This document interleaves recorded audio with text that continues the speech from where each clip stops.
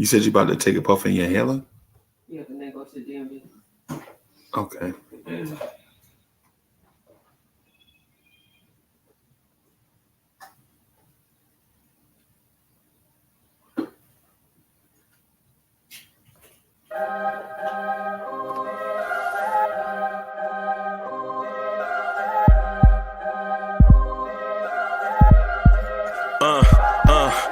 I rank where the view is nothing less than phenomenal. For how I express and project from my abdominal. The only view better, both my daddy and my mama know. No living parents, my sons give me balance. My wife is my serenity, this mic is my identity. The world is foul enough, that's why I write without obscenities. Provoking danger with broken language and spoken anguish. Begging to get hurt, why would you ask to go through changes? Yes, Lord, life's a chessboard, master the angles. Control the tempo, be the one who holds the info. Acknowledge is just as deadly as machete swings. When spoken, the truth is as potent as that Medellin. While others swear the style is free, I just let it ring. Our time is undervalued, soldiers make us better kings. My fans on my shoulder, reaching after better things. Today I take the shot, for them I'd rather set the screen. My mama told me follow my dreams. My daddy told me get it by any means. Stand tall, make him bow to a king. But I've evolved, you can see the resolve. Look in my eyes when you speaking to God. Life and for those who we caught up in using what I was taught with the muse. I guess they call it proving I'm more than an artist. Penciling out my darkest while sizzling out a harvest. And storing what gets me from A to B, just like garages. Instrumental with collages. Envision what I've been drawing. Broadway to give you rhythm like the great Lena Horne. So bent on, found comfort in the storm. Find peace and on when you see them others perform. Organized chaos, outcasted like hey ya. To be what's good. It's your main man, the number one chief rock in Knicks universe, Uncle Freezy. Welcome to the Knicks Morning Drive. Y'all want this party started right. Y'all want this party started quickly, right? What's good, y'all? What's good? Man, feels good. The morning after a dub. The morning after a W. Let's get this thing started with a quote from the great American poet, Grand Poobah. Grand Poobah says, now a lot of people think this is easy as it look.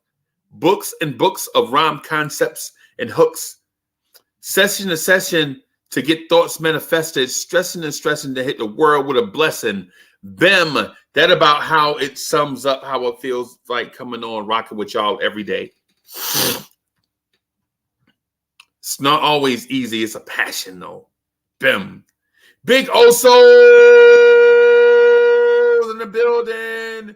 Jay, what's good? My mans, what's good? What's good? What's good with you? The hip-hop legend, Cormega, is in the building.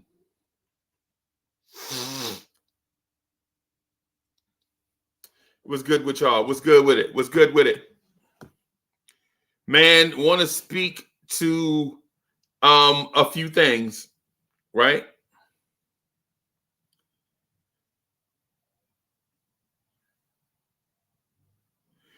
Want to speak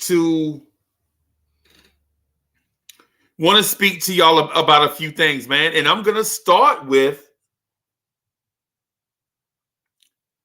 I believe that the Knicks may be good.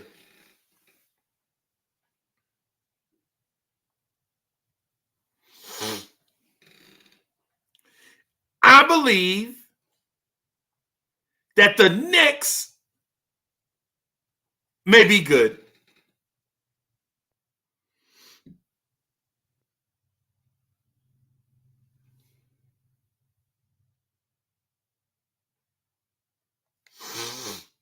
Who with me?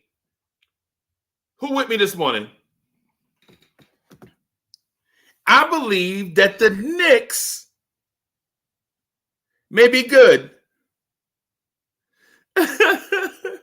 Big also says this is a boxing channel, MCU channel.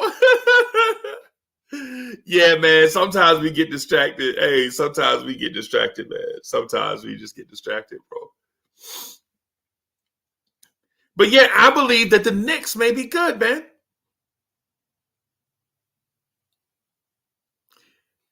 And I'm not saying that the Knicks are good because I'm overwhelmed with passion because the Knicks won 2 in a row. Nah.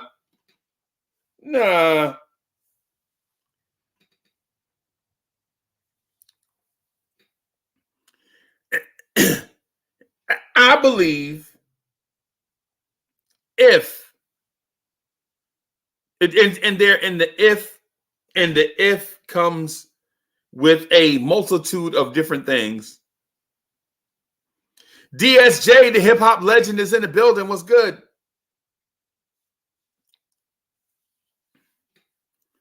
Nick G is chilling. What's good, man?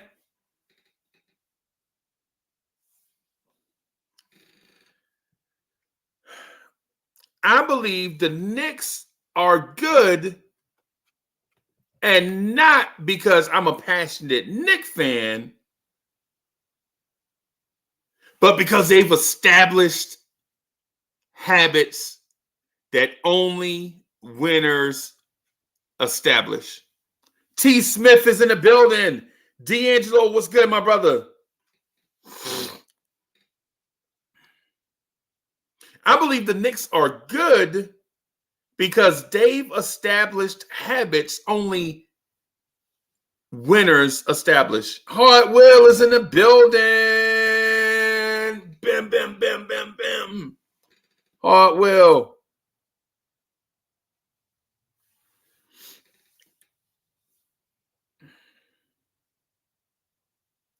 And so you would ask, like, yo, Uncle Freezy, you just saw them beat the Orlando Magic last night, and first thing in the morning,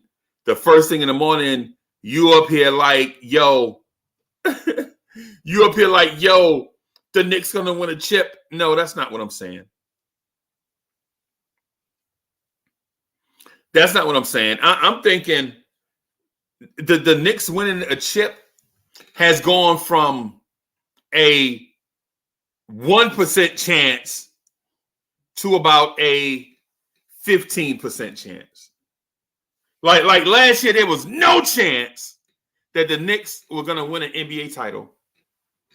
And this year, I'm saying there's no chance that the Knicks are going to win an NBA title, but they're closer. Okay? Last year, there was, and I rounded, when I said 1%, I'm rounding up from like 0.875, the 0.0875239% chance. I just rounded it up to 1, right? It was less than that, right? But what I'm saying is this team this year, with a point guard and with depth and with the evolution and growth of young players, this team is closer. Now, they still have a snowball's chance in hell to win a title, right? But it's better than a teardrop's chance in hell. You feel me?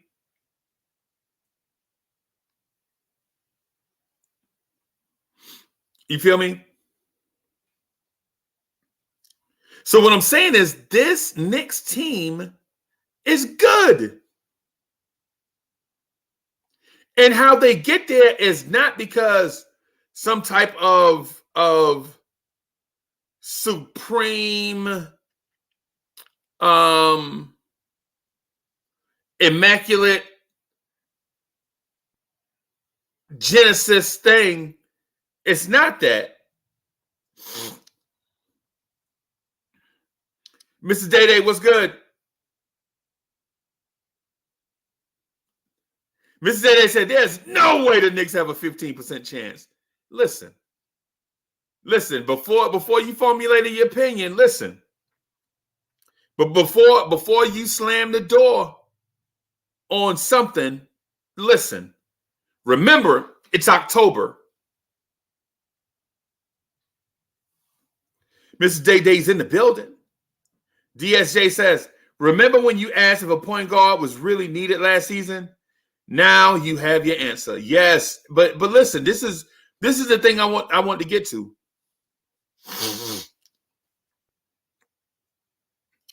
See, when you're a pretender,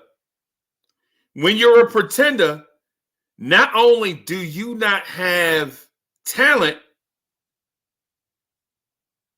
but you don't have habits, good winning habits. You don't have systems, right?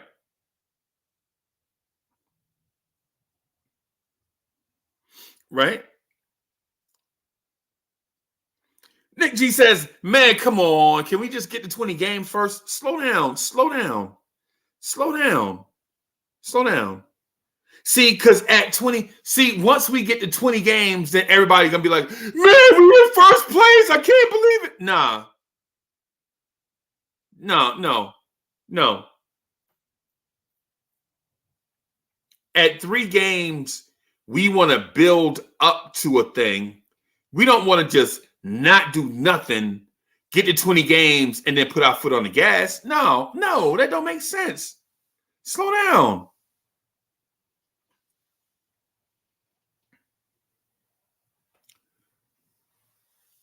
Boulevard is in the building.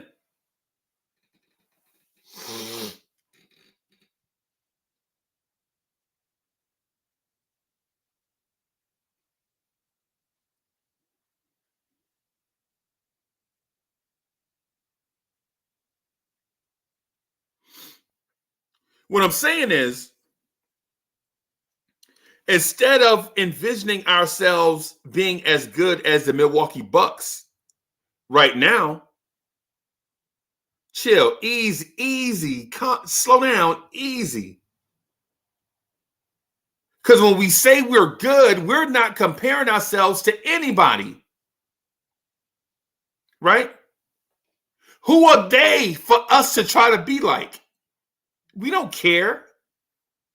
We don't have a Giannis. We don't have a Giannis. Man, we don't have a Ja. We don't have a Kevin Durant. Slow down. Be yourselves. Be yourselves. As an adult, we realize that every day. You know what I'm saying? Like, I'm not walking around like trying to live the life of a Jay-Z or somebody like that. I'm not Jay-Z or nobody like that. I'm Uncle Freezy. And I'm the best Uncle Freezy walking. You know what I'm saying? It's like my man Jay. My man Jay ain't trying to be whoever. Jay ain't trying to be Idris Elba. He Jay, and he the best Jay walking. And so what I'm saying to y'all is we are the Knicks. And we might just be good. And in fairness to us, you don't compare us to other teams that you know are good, because who are they for us to try to aspire to? We need to focus on being the best Knicks, the best New York Knicks we could possibly be. We're not the Golden State Warriors. We can't ever be them. We can be the Knicks, though, and we can be good.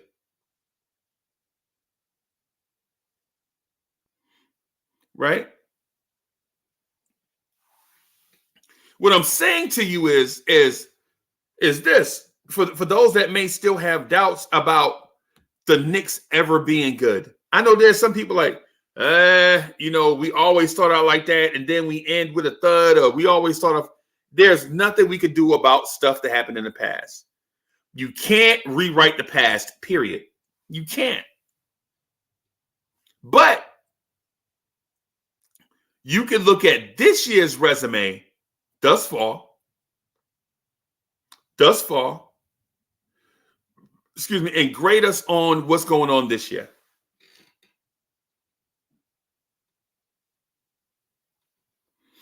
Right? What the Knicks are doing this year what the Knicks are doing this year, and we should have did it last year, and we didn't because we had selfish players.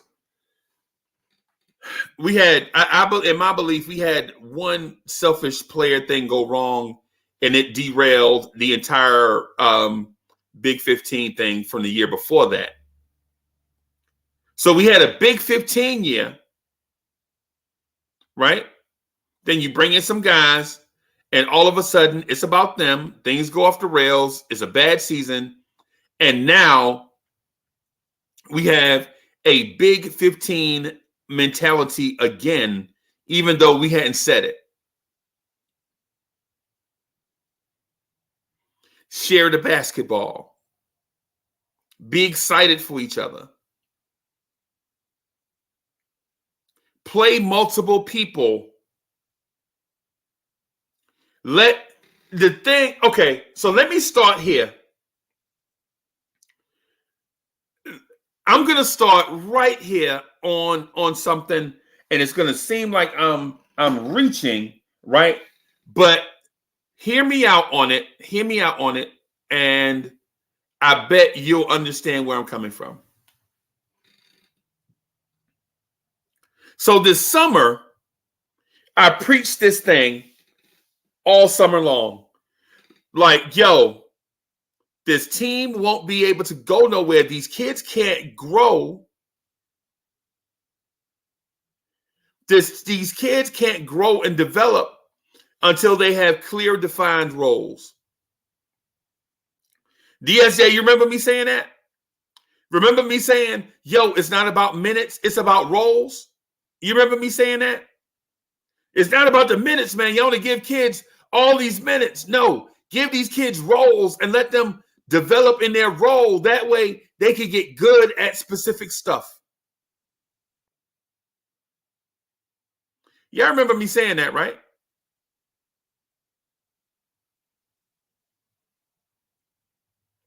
Y'all remember me saying the kids won't develop unless, because it's not, I kept saying it's not about the minutes, because even if you give them 40 minutes a game and they just running around crazy, not doing nothing, they ain't learn nothing.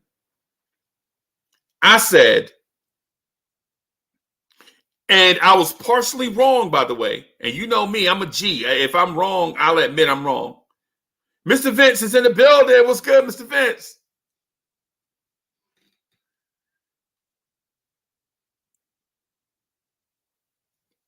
But during the summer, I said, give these kids defined roles, and let them play in that role. But here's the thing about that. And this is where, if I see Tom Thibodeau, I'm going to shake his hand. Because he did something that was so smart that casual fans like myself didn't even notice. Right?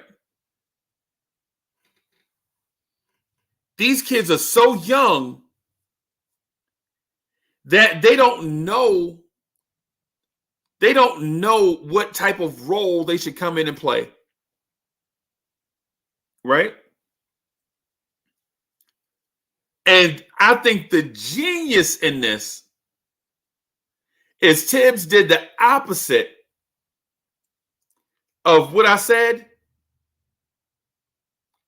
And by doing so, he was not only able to empower them, but also let themselves discover who they are as NBA players. And I know what y'all saying. Yo, Uncle Freezy, listen, man, Knicks content creators don't talk like that. I get it. I know y'all said, yo, man, people don't talk like that in these YouTube spaces, bro. What you talking about? Discover themselves? Yes. I'm telling you, I'm admitting to y'all that I was wrong. Partially. Because I was partially right on something else. And I'm going to get to that after this. Right?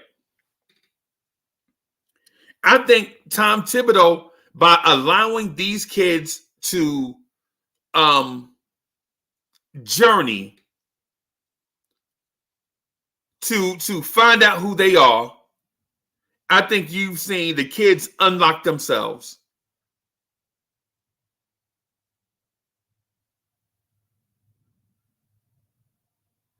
Right? Because here's the thing.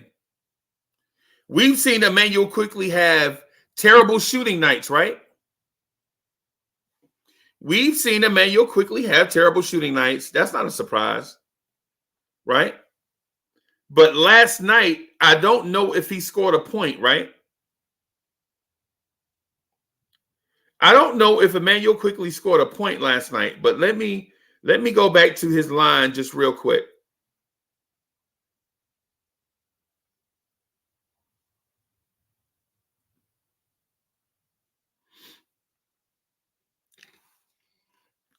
I don't think Emmanuel Quickly scored a point last night. Right. Emmanuel Quickly was 0 for 5, right? 0 for 5 from the floor, 0 for 4 from 3, right? But you know what he did? Emmanuel Quickly in 23 minutes had 8 assists and 6 rebounds, right? And Obi Toppin in those same in 14 minutes had 10 points and 4 rebounds. And so when I mentioned previously, I've been saying it for like a year and a half, that like when Quickly is off his game, Obi is off his game. Like you should split them up. One guy tied to another. One dude's NBA career is tied to another dude's NBA career, is what I had been saying. And it was true. Right? Because you never saw Obi Toppin make Emmanuel Quickly better. Right? But you always saw when Quickly was balling, Obi was balling.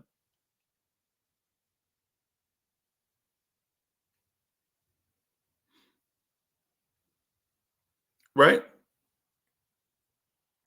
You never saw Obi Toppin make Emmanuel Quickly better.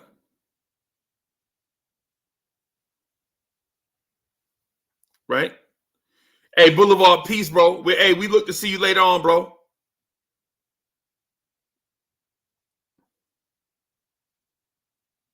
You never saw Obi doing things to get Emmanuel Quickly into his groove, right? And there's no harm in admitting you hadn't saw it, because I hadn't seen it. I've never seen, I don't recall seeing Obi Toppin. I don't recall seeing Obi Toppin ever doing something to make Emmanuel Quickly better, right? But you always saw it vice versa.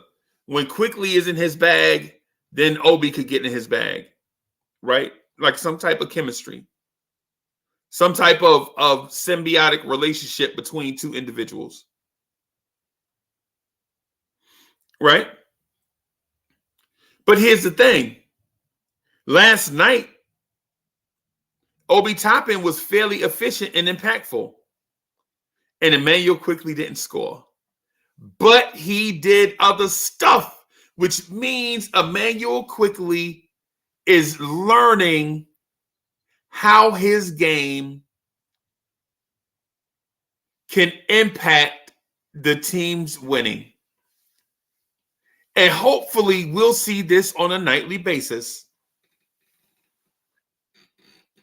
My thing with Emmanuel Quickly and others in professional sports, the thing that they do in college, Philip Casanovas is in the building.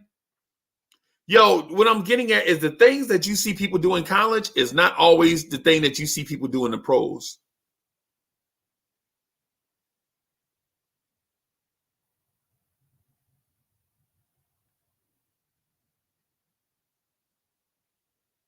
Anybody in the chat ever saw that? Any sports fans ever see that? Where a guy is one thing in college, he gets to the pros, he's something else. Anybody ever see that before? like a player that is dominant at one thing in college, he gets to the pros and he's completely different.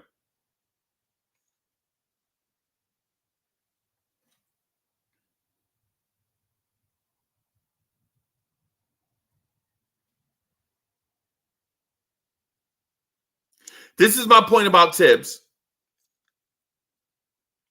I think Tom Thibodeau pulled off a brilliant move. Instead of Tibbs forcing his 200 years of coaching experience on kids and making them be what he expected based on his coaching experience, my belief is that he is letting the kids unlock themselves.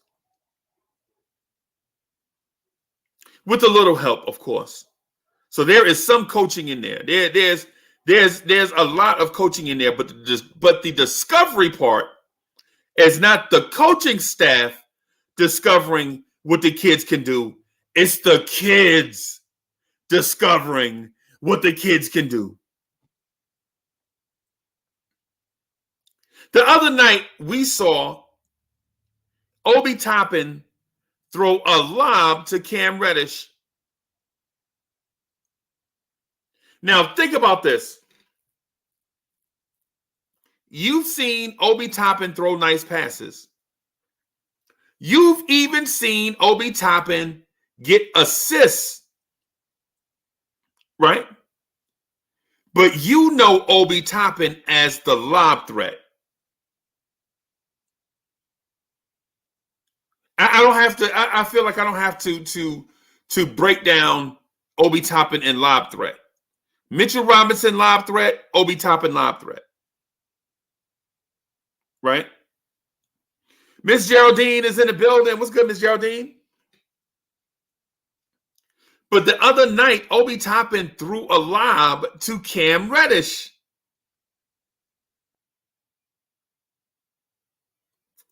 Which sends a message for two things. Which sends two messages. For one, Obi Toppin may have playmaking ability. That's one. And it may not be the most important. But two, Obi Toppin is willing to share the basketball with his teammates. That may be the most important thing.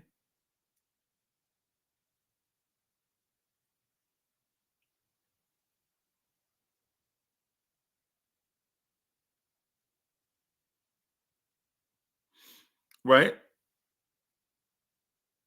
Hotline Bling is in the building. What's good?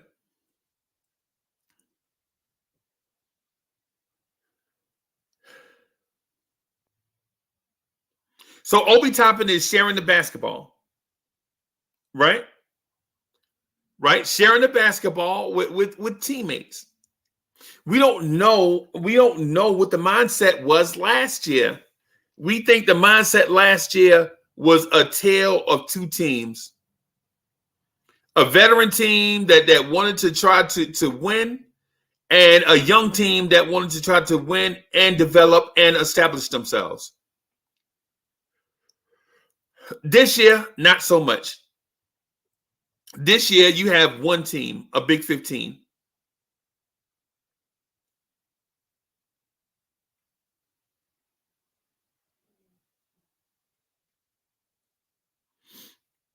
This year, I think we're getting back to a Big 15.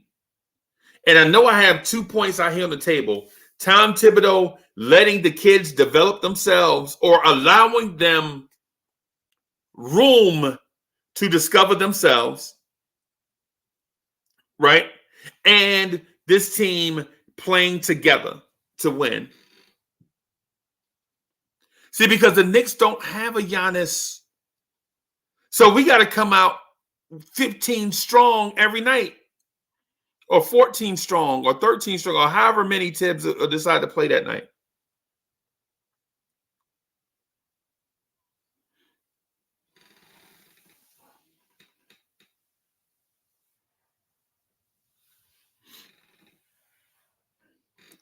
So the one thing I want to point out is that the Knicks are good. The Knicks are good, and not good because we have an elite player or because we have an elite system or because we have a good coach, a great coach. It's because we are good. We're a notch below great. We're good at all three of those things. And all three of those things on a nightly basis will keep you competitive with any NBA team. You saw it with Memphis. You saw it with Memphis. And this is, and listen, this is the thing I want to tell you. The Knicks are this close to being 3-0, right? That close to being 3-0, right? Let me point out a thing to you.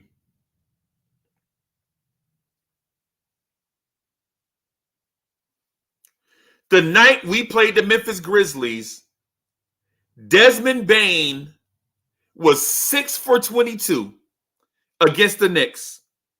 We held that team to 38.9% shooting. That team, the Memphis Grizzlies, that team, we held them to, here it is right here, 38.9% shooting. Desmond Bane was 6 for 22.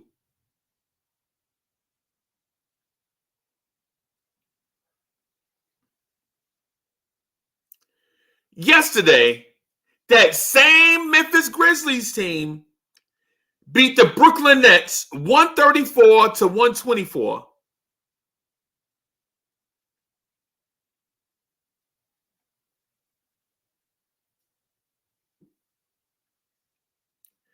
And in that game, Desmond Bane was 14 for 21, 8 for 11 from 3.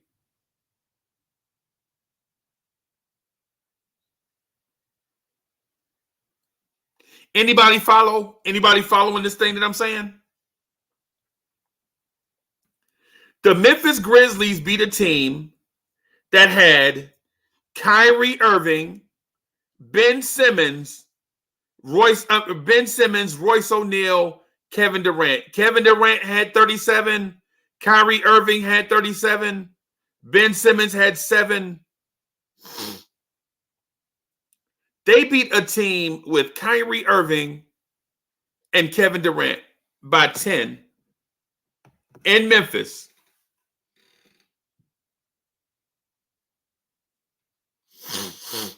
So what I'm getting at is this.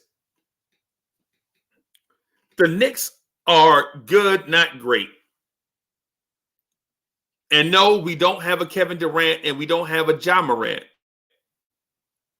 Right? But here are things that are facts right now. Right? At this moment, the Knicks are second in the NBA in field goal percentage allowed.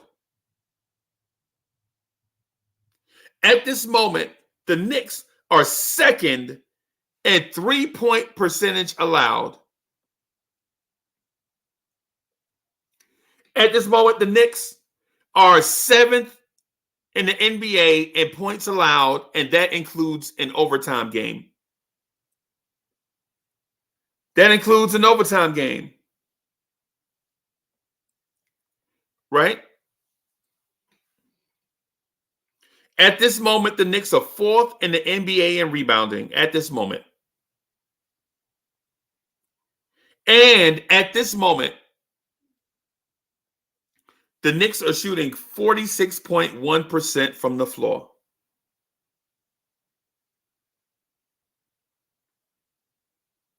Right? Which after 3 games, after only 3 games, what you could say is, hey, Uncle Freezy, it's only been 3 games. And I'm with you on that. It's only been 3 games, man. Don't jump out of a window. But what you could do is go along for the ride. What you could do is go along for the ride, watch this thing from the beginning, and watch it slowly build into something good.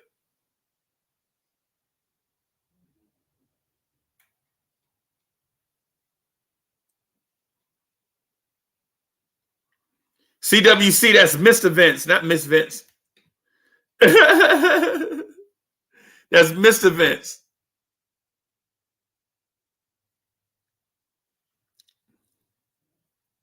Right? So here is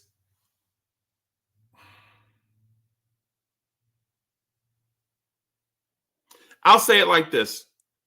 I'm not going to say it's an Achilles heel, but I'm going to say here is the thing that will prevent a good team from becoming a very good team. This team can't shoot.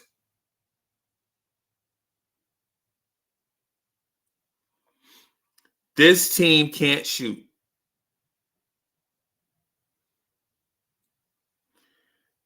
Now, I know that sounds like, I'm going back on what I said, but I'm not.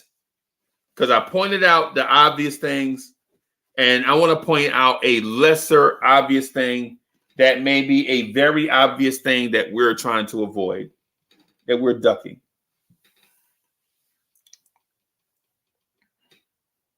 Right? This team can't shoot. They can't shoot the three. At the moment, the team is shooting 32.1% from three in a league that lives and dies on 3-point shooting.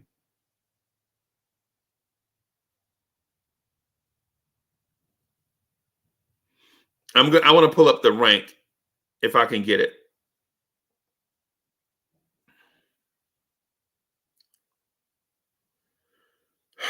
Let me pull up the ranking if I can.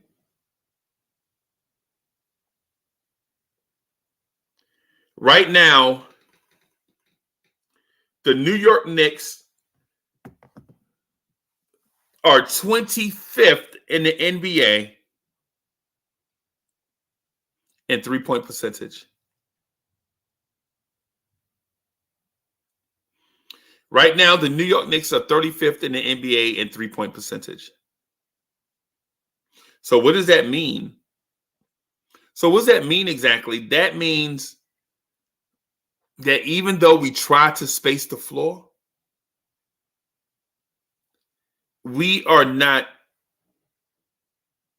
knocking down shots that lends itself. Because I know floor spacing is not just 3-point shooting. I know it's not.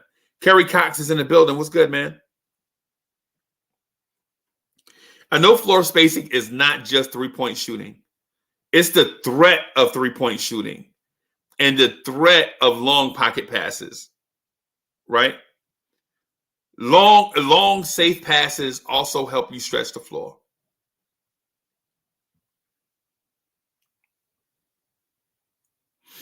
Right? If we're not knocking down, if this is going to be a theme this year, I think we're in trouble. If us not being able to shoot the three is a theme, then we may be in trouble.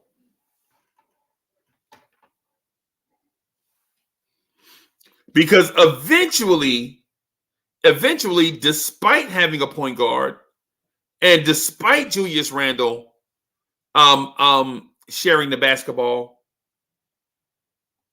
eventually teams are going to go back to what they've been doing against us. Zombie doubles.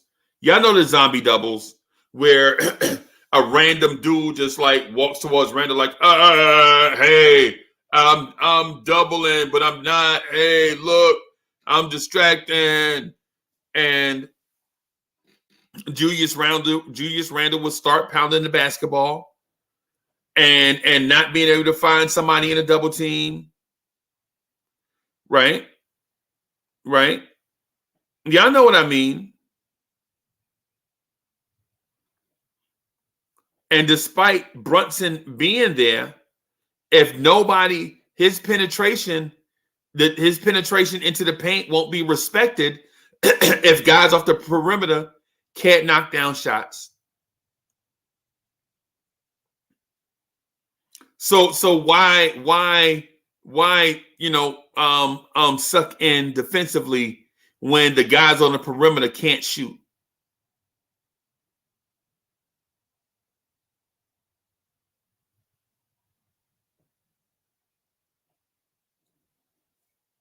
Right?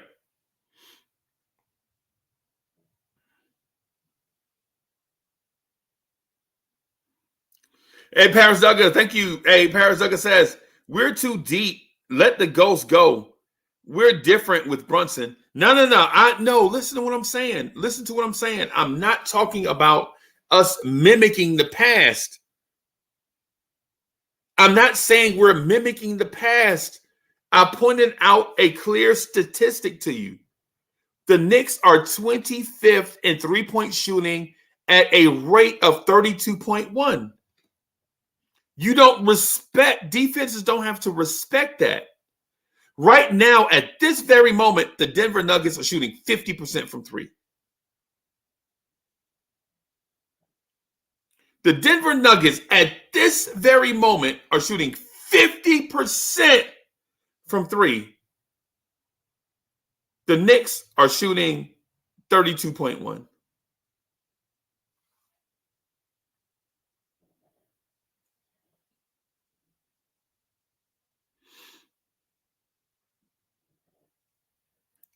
Listen, and listen, two of our next four opponents, the team we play Wednesday night. The team we play Wednesday night is shooting 49.5% from three. A team we play next week, Cleveland, is shooting 49.2% from three. Right?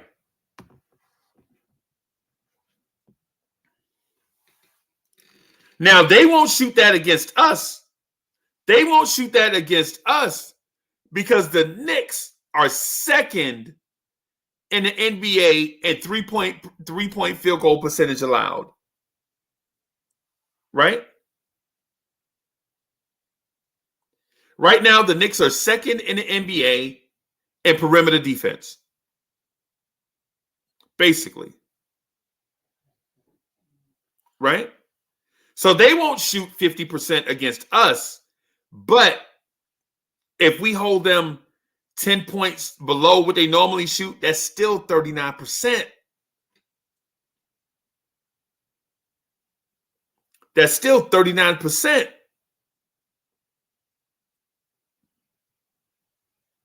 What I'm saying is teams will. Okay. Why would I not double Julius if I know RJ Barrett can't shoot threes?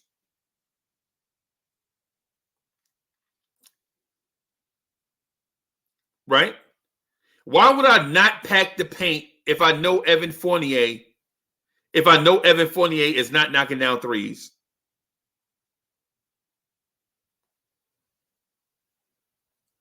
Why wouldn't I? If the starting lineup of Brunson, Fournier, RJ, Julius, Mitch are on the floor, why wouldn't I just pack the paint? Or go to some exotic zone? Why wouldn't I just go to an exotic zone like the 3-2 zone?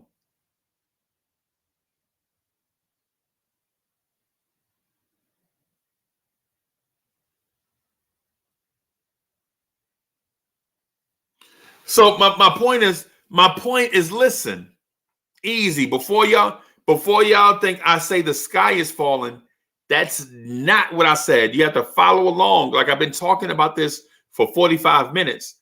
I'm not saying that the Knicks suck. That's not what I'm saying. I came on here saying that the Knicks are good.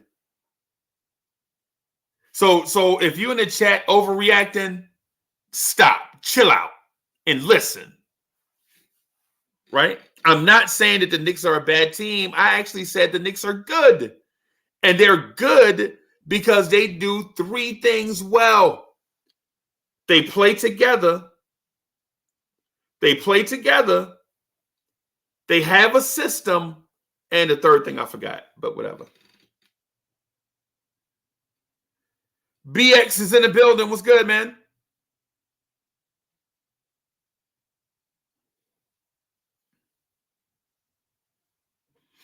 So Paris Douglas says, we 12 deep. We have a combination that will beat any team that doesn't have a superstar to beat us. Only superstar. Paris Douglas, that's exactly what I just said.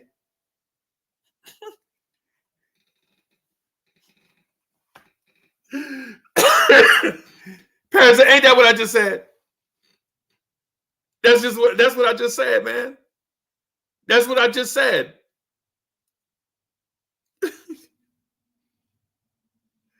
That's what I just said. Relax. Everything that had to be confrontational, bro. We don't have to, you know what I'm saying? Relax, easy, chill out. That's what I just said. I just said that, I just reiterated. I just said I've been talking for 45 minutes about that thing. And Chef NYK doubled down on the point that I just made. I just pointed out that Memphis beat Brooklyn with all those stars that Brooklyn has, right? With all those stars that Brooklyn has, Memphis, a team that we took to overtime in their place, right?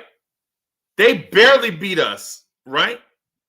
They beat Brooklyn by 10.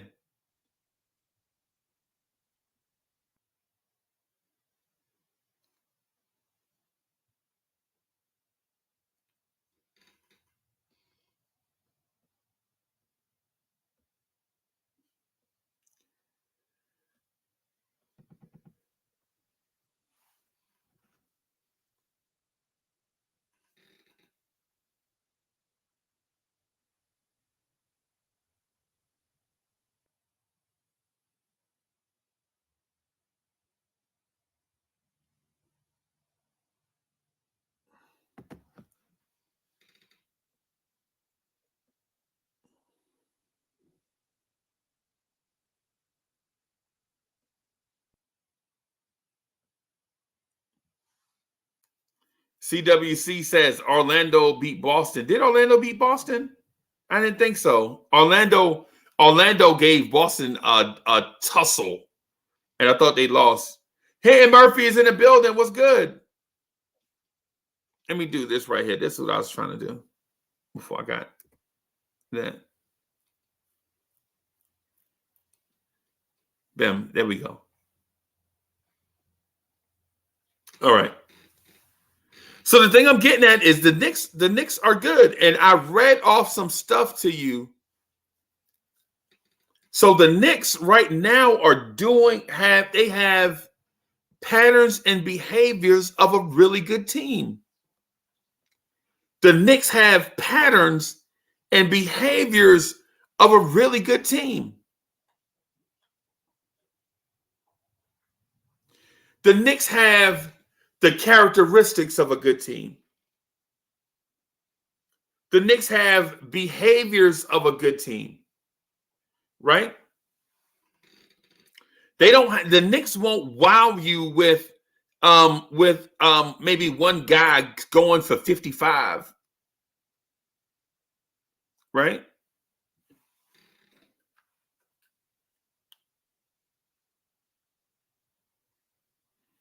And Paris Douglas says, if a superstar performance beat us, I don't want to hear how we're not good enough and good enough at this and that. It's okay that we're not the best team right now, but We're on the way.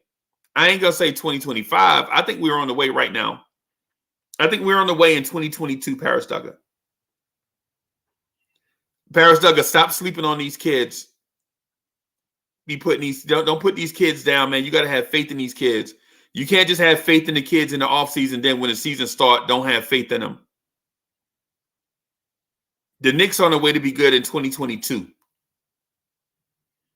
You can't just, a lot of Knicks fans, they love the kids around the draft, and then when the season starts, you know what I'm saying, they talk about, in 4 years we can be, no. No.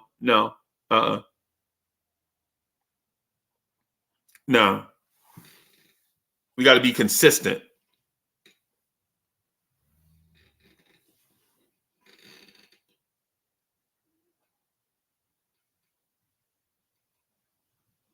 CWC says, hey, man, Tibbs need to play McBride to add ball pressure.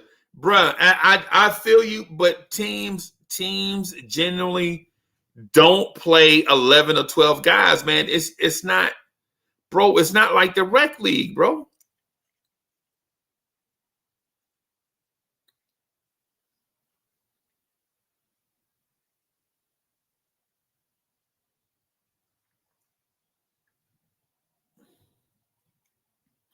And Hardwell, right? He's like, yo, some of y'all takes are not consistent.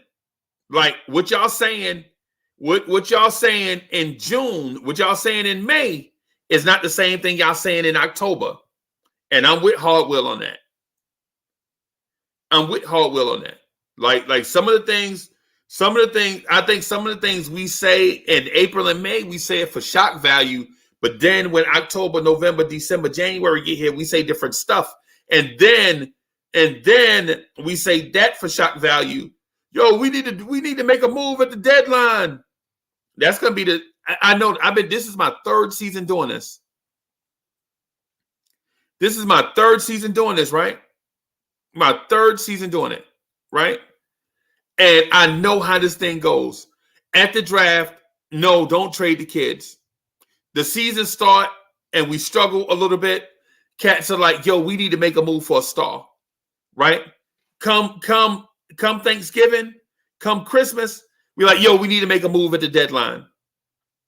The whole time we're saying, yo, we need to do something with the coach. Man, yo, we need to fire Tibbs, man. No matter what time Thibodeau does, the narrative is always, yo, we got to fire Tibbs. No matter what happens, we got to fire Tibbs. Derrick Rose goes out with an injury. You without your point guard. Cass is like, yo, we got to fire Tibbs. What does that have to do with Derrick Rose walking around with ankle spurs for 4 years?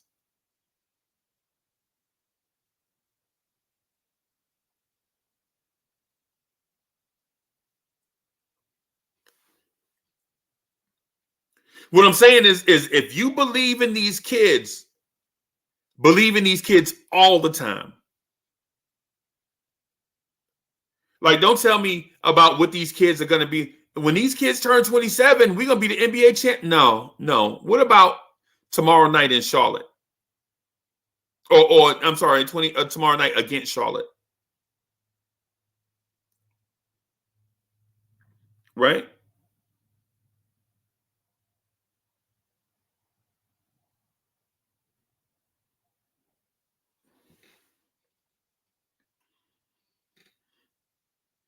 What about tomorrow night versus Charlotte? I think it's a great matchup. I think it's a great matchup for Cam Reddish. Tomorrow, my personal opinion is that Charlotte's wing players, Charlotte's wing players cannot guard Cam Reddish.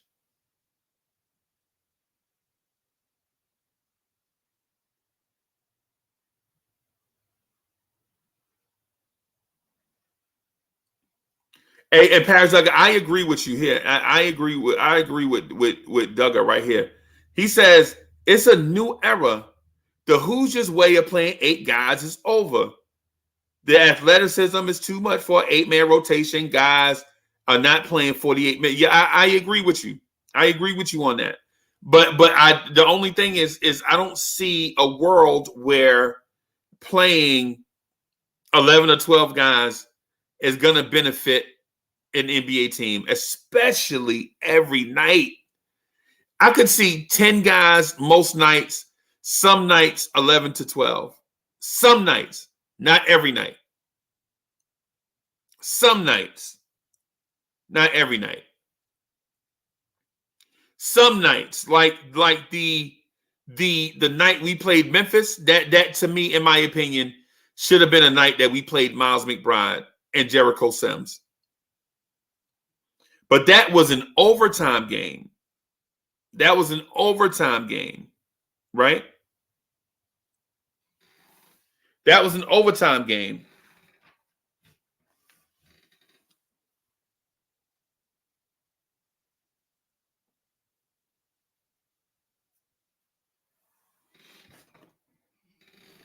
I would like to have seen Miles McBride defend Ja Morant on at least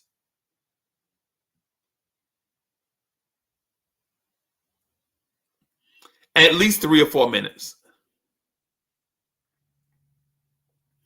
But let me tell you something. Let me tell y'all something.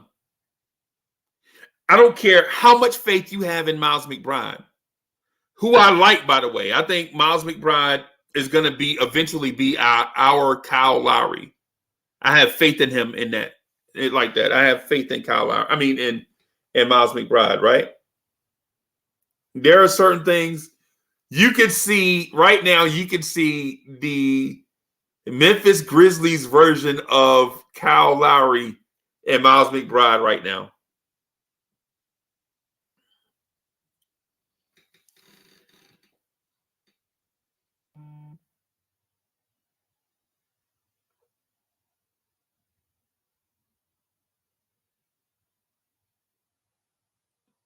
CWC says, what's the sense in playing basketball if you don't play your depth? Common sense. No, CWC, listen. That's CWC, come on, bro. Your depth is your first 5 guys off the bench. Anything, bro, this is not the YMCA. It's not the YMCA, man.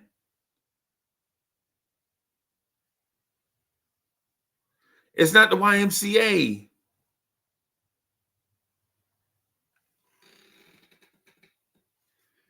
Teams is not, NBA coaches are not playing 13 players. Man, you don't get, okay, if you play 13 guys, if you play 13 guys, who are you taking minutes from? Jalen Brunson? Are you going to sit Jalen Brunson just because Miles McBride want to play?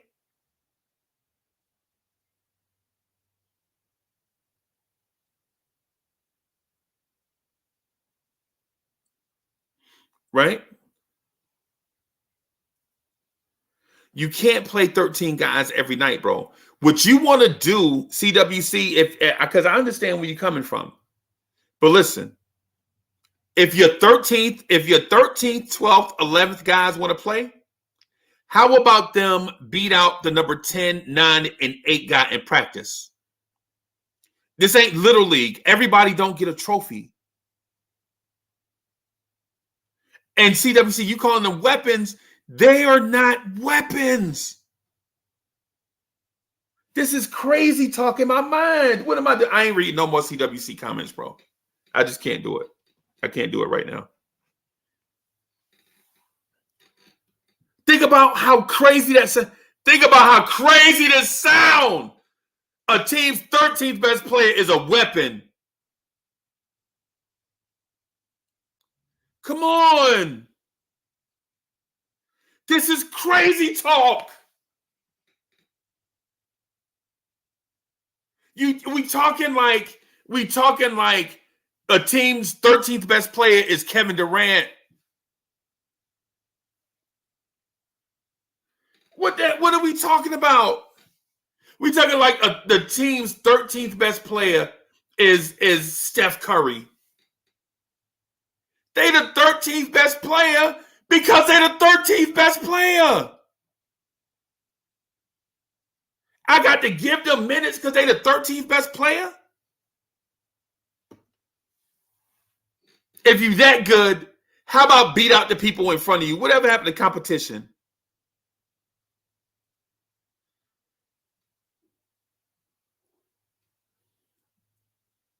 Oh, geez, and Paris Duggar is on.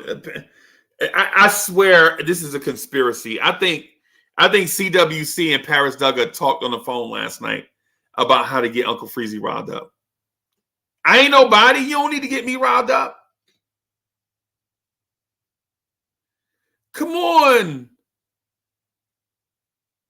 What are we talking about? The 13th best player on the Knicks? D, thank you. We'll be the 5th seed. Let's go, Knicks. Let's talk about something else. Because this whole thing of Svi Mykhailiuk deserves minutes over Cam Reddish and Evan Fournier. Oh, but hey, Svi Mykhailiuk is a player that I liked. I always did.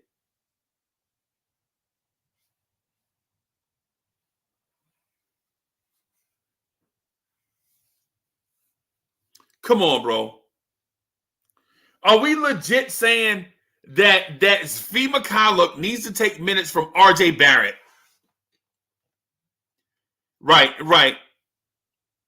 Svi Mykhailiuk needs to take minutes from Cam Reddish and RJ Barrett.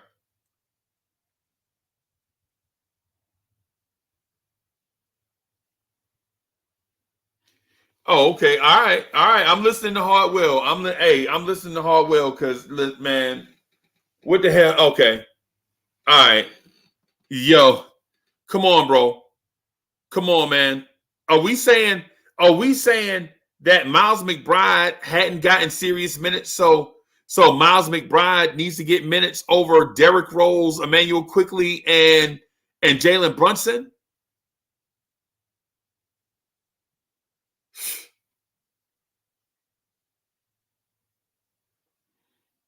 And I like Svi, by the way.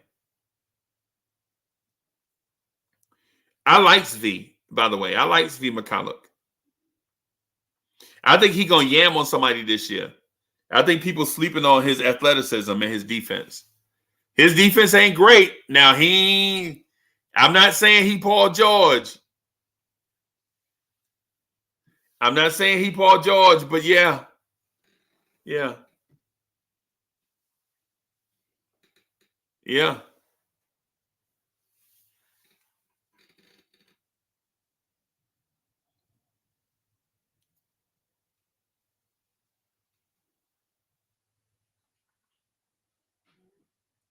Somebody said Derrick Rose is not a. Oh, okay. Right. CWC said Derrick Rose is not our future. McBride.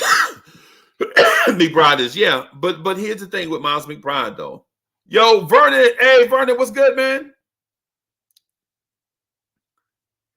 What I'm saying to you is the thing about okay.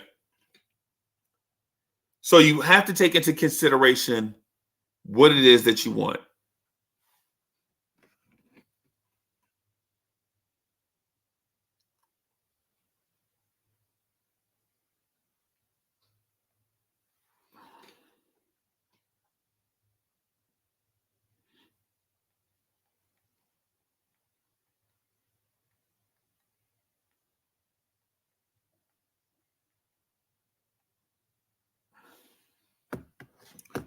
Chat, what is it that you want?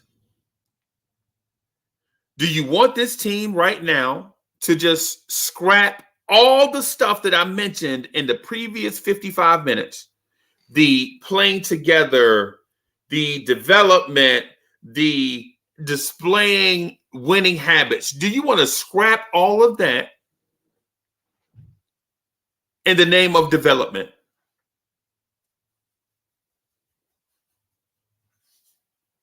Hey, Mr. Yeah, no, it's not the other people's opinion thing. It's the going back and forth on It's the going back and forth of what's the word I'm looking? It's being hypocritical. The being hypocritical part is what's frustrating, not the other people's opinion. Because I love it hearing other people's opinion. I just don't.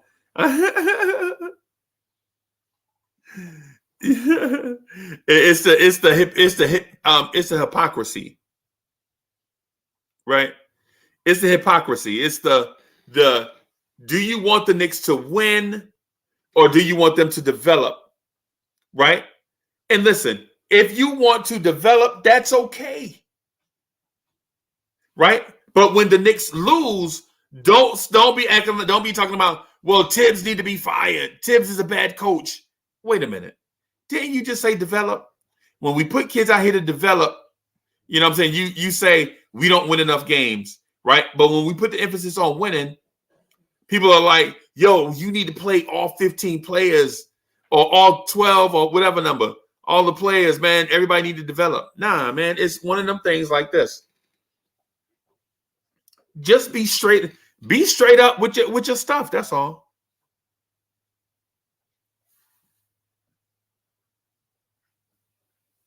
And Mr. Vince says, no, we need to purge Rose and Evans so Grimes, Cam, and McBride will get minutes. But so that's a difference. See, you subtracted 2 in order for 2 or more to play. So that number still looks like it's going to be about 10 or 11, right? But when you say play 13 guys, bro, come on, bro. Or not when you say it, but when it is said to play 13 guys, I mean, come on.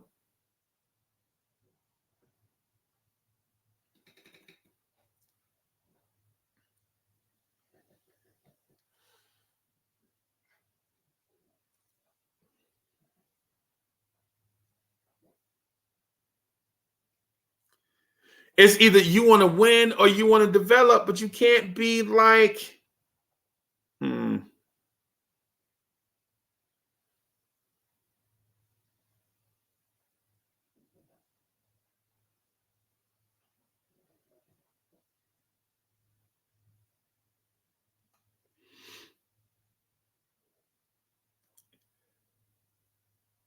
just doing some work, man. It's you know what I'm saying? Just, y'all know what it is.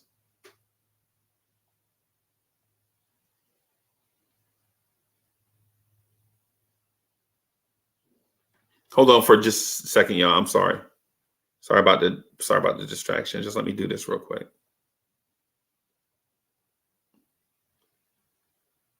All right. Okay. And so Hardwell says, if it don't work, then gonna expect them guys to do it, and they still won't be ready. Geez, Hardwell done step to the bad side. Oh boy, Hardwell done step to the bad side. I need a coach. Anybody in here coach sports? Miss Geraldine says, no, Freezy. Theodore Rivera, what's good, man? Hey, Rivera, I've been seeing you in the thing, man. It's good to see you back. So Rivera says, it's time to develop the young core. They deserve more minutes whenever they can get them. Right. But here's the thing about that, Rivera. Here's the thing about that. I'm going to pull up last night's game because it's the most recent example. I'm going to pull up last night's game. It's the most Hardwell says, I am the right side. I'm always on the right side. Right? Let me pull up last night's game. Right? It's the most recent example.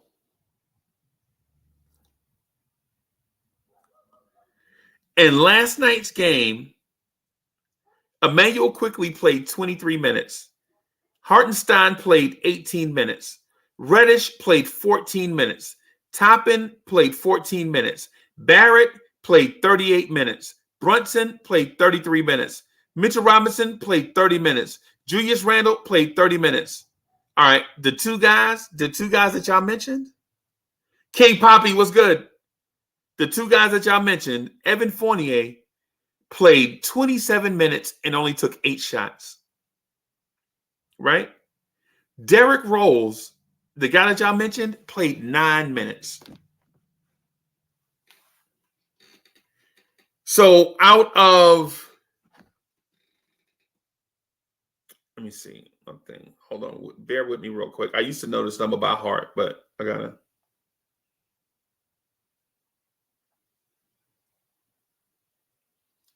So out of a potential 244 minutes, out of a potential 244 minutes played by NBA players,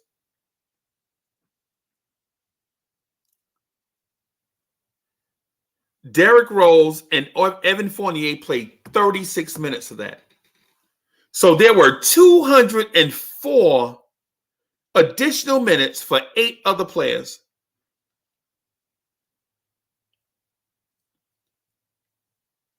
Right? What are we talking about? Fournier played 27 minutes. Derrick Rose played 9. And we talking about play the kids. Did the kids not play? Did the kids not play?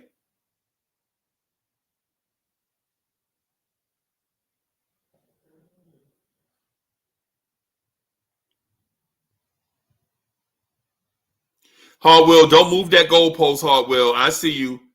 I see Hardwill backing up his truck to the goalpost right now. No, Hardwill, no. No, don't do that.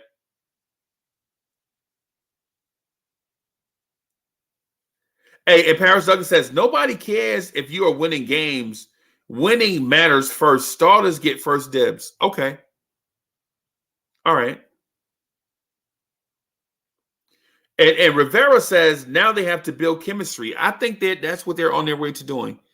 Building winning habits. What I'm saying to the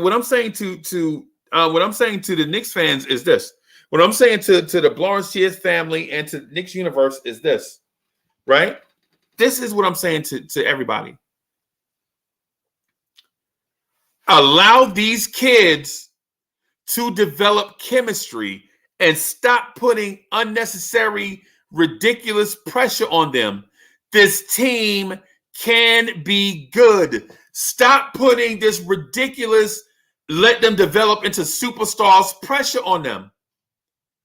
Man, if Cam only got 40 minutes, he could turn into Tracy McGrady. Come on, bro. Stop, man. If RJ Barrett played 49 minutes a game, he'd be Jimmy Butler. Come on, man. Stop. How about we let these kids grow organically, play together? Stop all this Miles McBride need minutes over Derrick Rose so that he can become Miles McBride will become Kyle Lowry in due time. Hell, Kyle Lowry became Kyle Lowry in due time.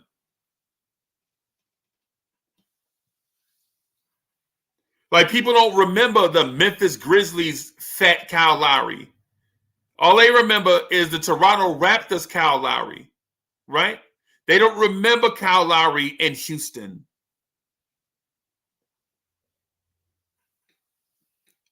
We wilding out for no reason. The first 55 minutes of this joint, I talked about how this team is good and has the potential to be good throughout the season, and I was rebutted with, it's only been 3 games, Uncle Freezy. But listen, to that I was saying, they're developing positive habits that winning teams have.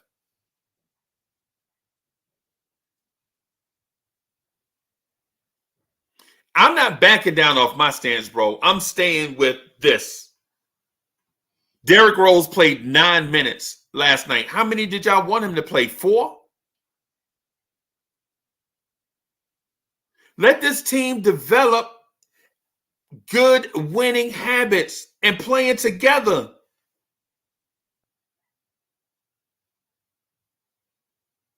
Why try to... Man, listen, that's what I'm saying. The points are all over the place. One person said these kids will be good in 2025. Another person said that these kids need to play right away so they can develop into superstars, right? The whole time, nobody mentioned anything about winning right now. winning habits, playing for each other, discovering who they are as NBA players.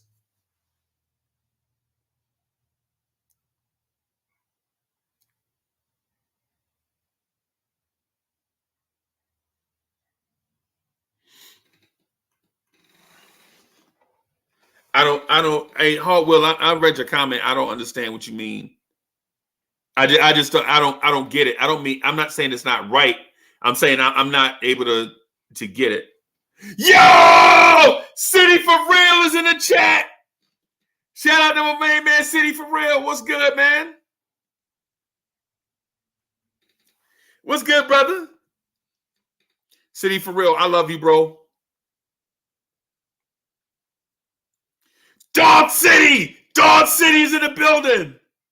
Dog City, what's good? Dog City is in the building. And Vernon was like, yo, they won with hustle, teamwork, and accountability. They also played for each other, and they're establishing those winning habits, bro. That's what I'm saying. Every name you call on draft night is not going to get his number hung in the Raptors. It's not going to happen.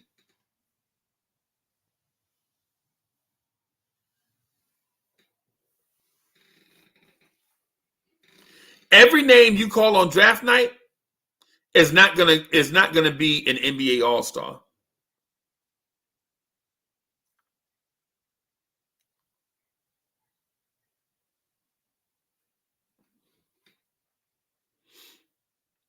Every young player you trade for, like Cam Reddish, is not going to be an all-star. And yes, I ain't gonna lie to you. I'm the president of the RJ and Cam Reddish hive as Knicks fans. I believe Cam Reddish has all the ability to become something greater later than he is right now. And so Paris Douglas says, playing kids isn't the same as. I'm gonna put this up on the screen. I'm sorry about these things moving slow, but I'm doing it from my laptop, y'all. So playing kids isn't the same as playing kids together. You don't understand how much they would have pulled the best out of each other last year.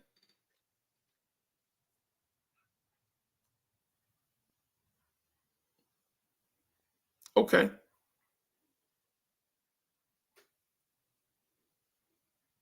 I understand that. And all of us talked about that.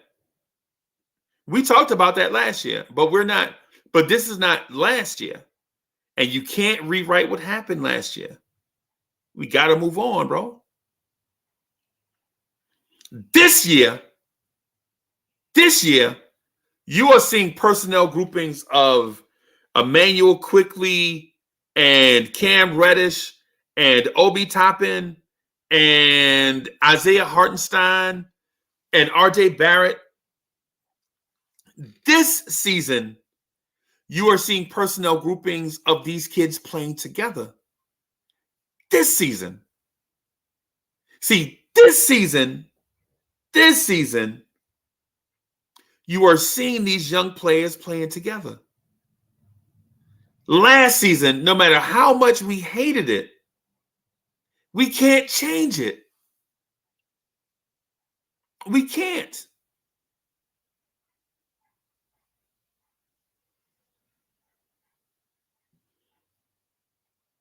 All of us, well, not all of us. Let me not speak in let me not generalize and speak in group terms, right? But last year, there were some of us that were frustrated about seeing Alec Burks and Evan Fournier as a backcourt. I was one of them. Right? I was one of them.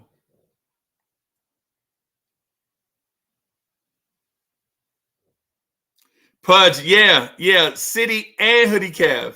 Bim. Full circle. Full circle. Full circle.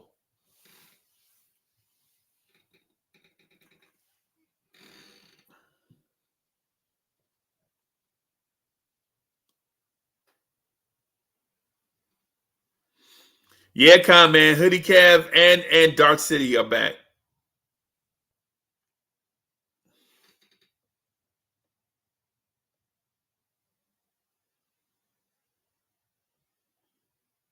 And Paris Sucker says, it has slowed us a bit, but we'll overcome it. Yes, we're doing it right now.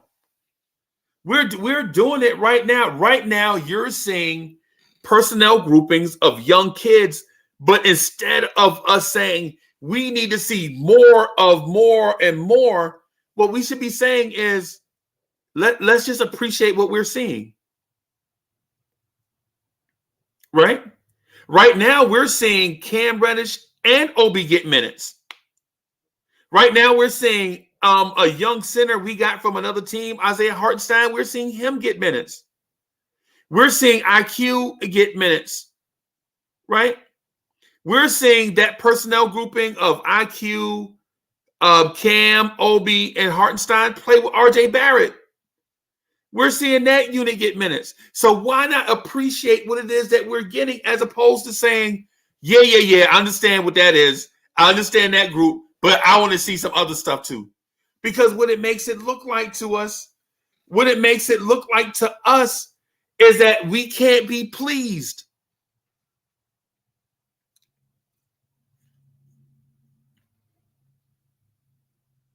Allah Wise is in the building. What's good?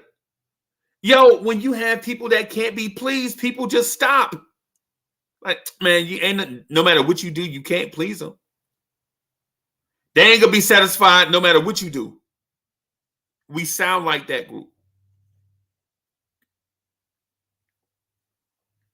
We sound like that group people talking about. No, they ain't gonna be satisfied no matter what you do. No matter what you do, you can't please them. Right? Right? Like for instance, right? Pudge says Jericho Sims needs minutes, right? But if you're playing because Jericho Sims and Isaiah Hartenstein are basically about the same age. Basically. 24, 25 years old, right? Basically. Yeah, about the same age. So if you playing a young center off the bench, you playing two young centers. You playing Mitch and Hartenstein. Yeah, we want to play three young centers?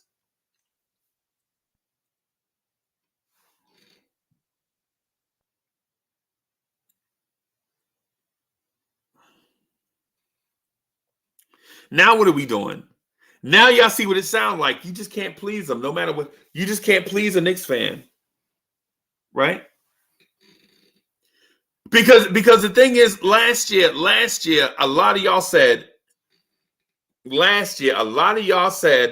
that the Knicks needed a center that could dribble, pass, and shoot. We had three types of the same center. Y'all remember this? Yeah, anybody here remember this conversation? Don't act like y'all don't remember this conversation. Man, we got three centers that all do the same stuff. We got Mitchell Robinson, Nerlens Noel, Jericho Sims. They all do the same stuff. Y'all remember that conversation, right? I know you do. I'm right here. I was here for all those conversations. And so the Knicks go out and get a center to diversify the centers, right? They diversify the center rotation, right?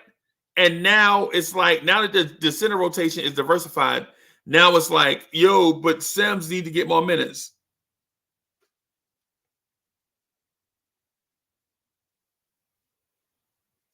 You feel me? So it's like, is it what I'm in the grand scheme of things? I'm not trying to push away Knicks fans. What I'm saying is Tom Thibodeau has done an excellent job of playing kids this year. An excellent job. So much so that this team could almost be 3-0. right? Almost 3-0. This team is almost 3-0. 2-1. We're in reality, we're 2-1, but we could have been 3-0. Right? Right? And Tibbs has been playing the kids, right?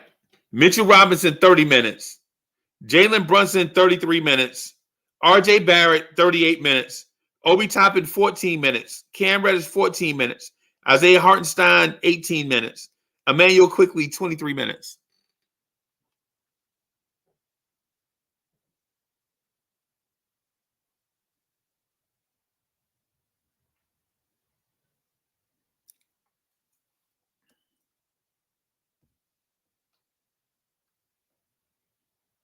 Yo, and if you hadn't done so, make sure y'all subscribe to For the Love of the Game podcast, man, with my man Worldwide L and Hardwell.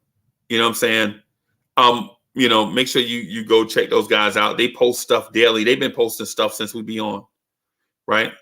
Hardwell says, I can only answer for me. I said in a blowout, get them other guys ready so we can make some noise, right? But even and so Hardwell, to that point, right? To that point, the Knicks did play in a blowout, right? The Knicks blew out the Detroit Pistons, right? I'm gonna go to the Detroit Pistons box score and this is only for the naysayers, not for Hardwell, right? This is for the naysayers. In a blowout win of the Detroit Pistons, 15 New York Knicks played, right? In a blowout win, 15 New York Knicks played, right? No one player in that blowout played more than 28 minutes. Fallback haters was good. Was good, boss. In that blowout win, right? No one Knick played more than 28 minutes. Right? In that blowout win, 5, 6, 7, 8 Knicks played 20 minutes. 8 Knicks played 20 minutes. Cam Reddish was almost there. Cam Reddish played 19 minutes. So what are we talking about? That's what I'm saying. What I'm getting at is well, you know what? I don't know. What do y'all want?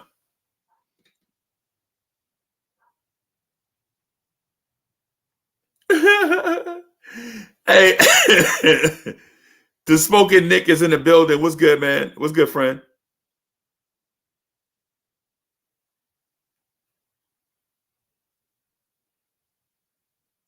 Yeah. Rivers, hey, Jordan Rivers in the building. Jordan Rivers says, I love Cam starts hot and they don't give him the ball the rest of the game. What's wrong with these guys putting the freeze on him? I don't know. I noticed that too. And I noticed they also used to do that to RJ Barrett. Too. Like 2 years ago, they used to do that to RJ. RJ will start off hot and they'll freeze him out.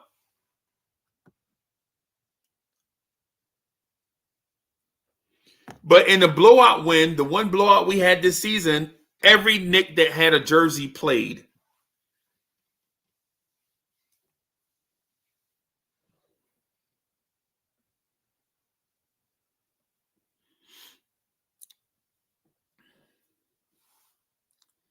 And Kerry Cox says, the problem is too many fans think they're a better coach than Tibbs.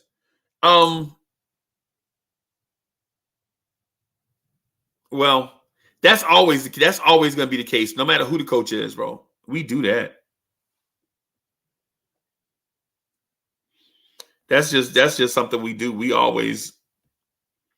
may not be right and by doing it, but it's just something we always do. And Paris Duggan says, we're good because we're 12 deep player roster. Yeah, I honestly believe, Doug, I honestly believe that our 12th and 13th guys are really good. 14th guys, depending on how you mix them up. I like Svi McCullough. I ain't even gonna lie to you. I like Fee.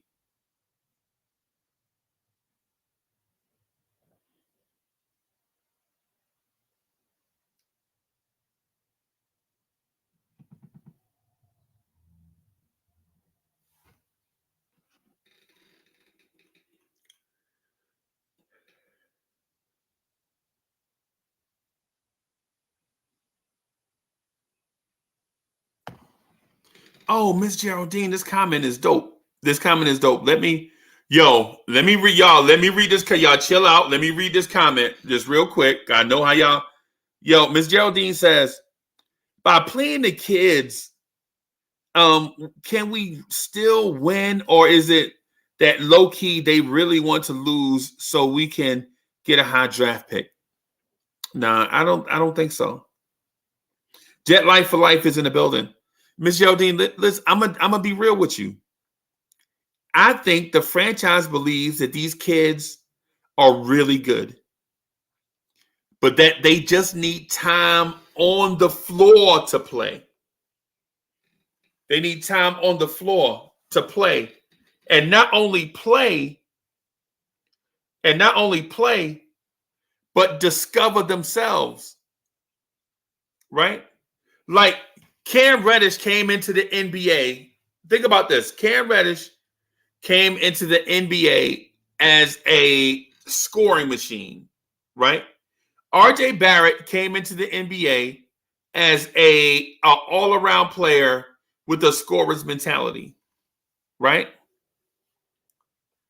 But now that they're here in their fourth seasons, they understand that the thing that they came into the league doing may not be the thing that they stay in the league doing.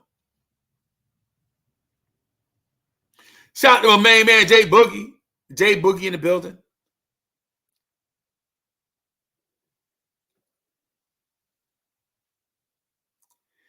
Y'all feel me? Like Cam Reddish came into the league as a athletic, sweet stroke scoring machine. Is he that today? No.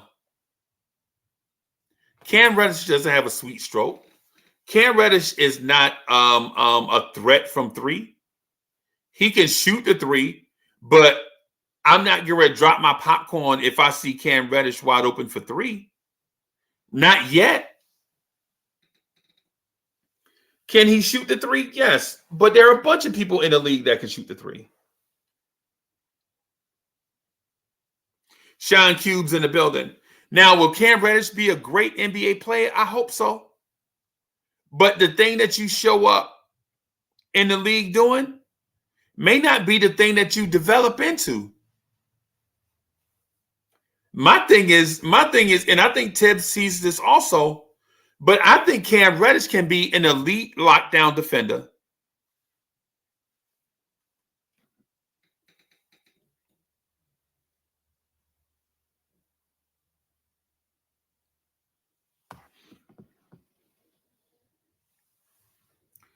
And on top of all of that, I would love to see some lineups with RJ Barrett and Cam Reddish playing together.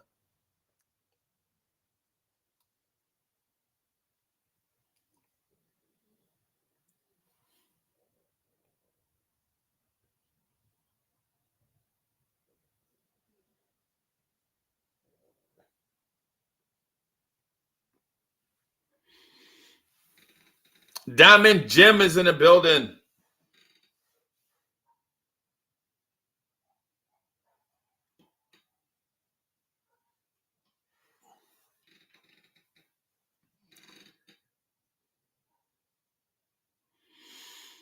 Hartwell says the coach is supposed to know the weapons he has. Hartwell, what I'm saying to you, my point, the point that I've been making all show is before the coach knows what he has, the player has to know who he is. How's the coach going to know and the player don't know? Right? Think about that. Like for instance, how in the world am I coaching a team with Hard Will on it, and I'm running Hard Will out there at the 4, right? Because Hard Will don't know that he a point guard. Hard Will coming to me first. He's like, yo, I'm a point guard. And I'm looking at Hard Will, well, like, shit, we'll run the point then. Run the point then.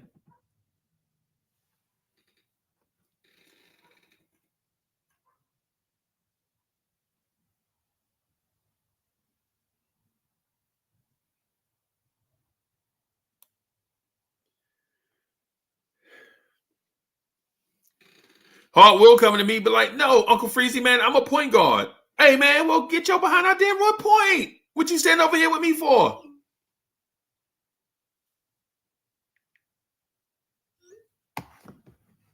What you doing over here with me? You supposed to be over there in the backcourt.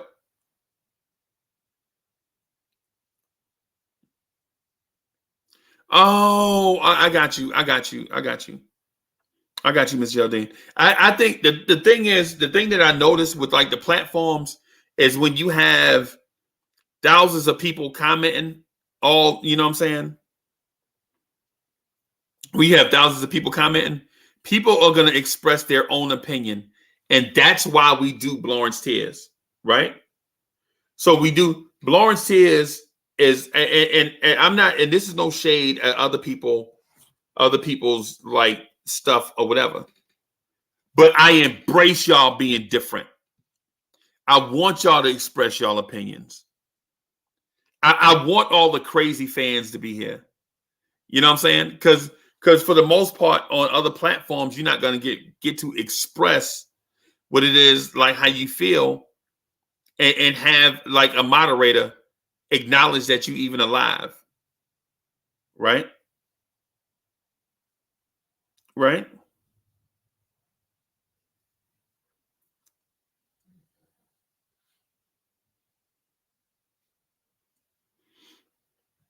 Right? What I'm saying is yeah, so when everybody is having their own opinions, and like, to be honest with you, I don't even care about the consensus. I honestly care about the individuals. That's why sometimes you see me speaking to one person in the chat and it riles up others in the chat, but I'm having a one-way conversation with one individual in the chat. And so others in the chat who may agree or disagree, right? They may agree or disagree with what I'm saying, or with the person that I'm having the conversation with. They may go bonkers on that, but I love it. I love it. Like legit, it'll be 60 people in here, sometimes more, you know, sometimes more, sometimes 100, sometimes 200, sometimes 300, whatever the number is, I don't care. Right? My main thing is giving a platform for people to have their say, because as Knicks fans, we've gone 50 years without having our say. So Blorange Tears is the platform for people to come in and say what they got to say.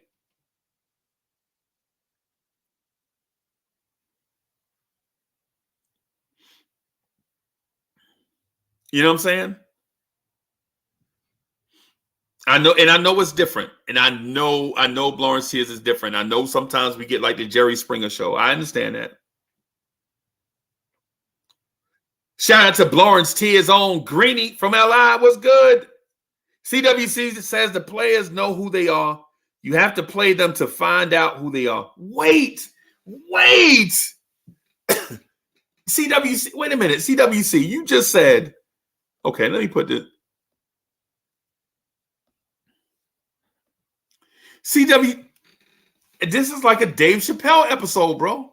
You just said, you said the players know who they are. You have to play them to find out who they are. What?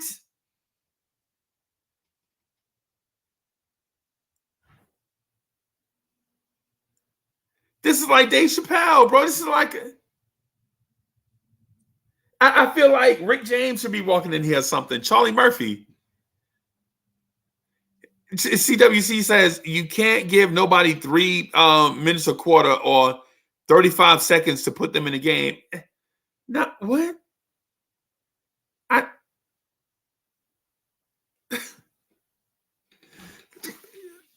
CWC, you said the players know who they are. You have to play them to find out who they are. What?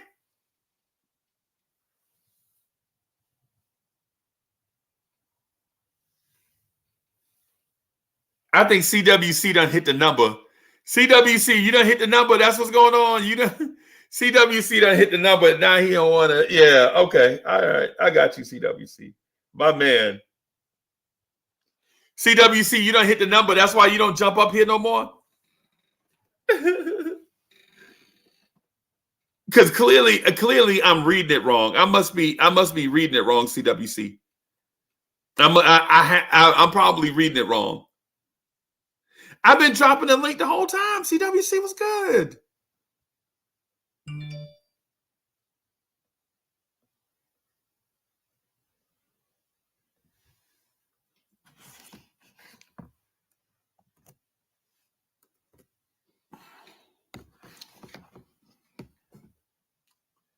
All right.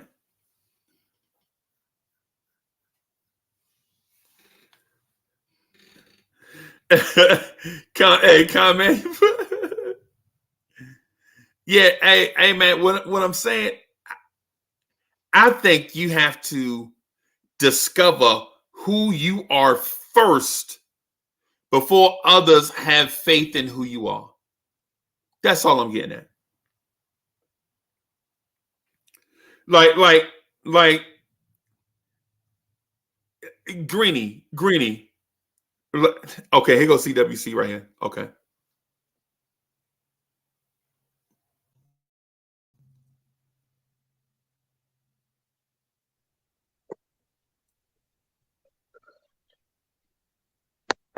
Them.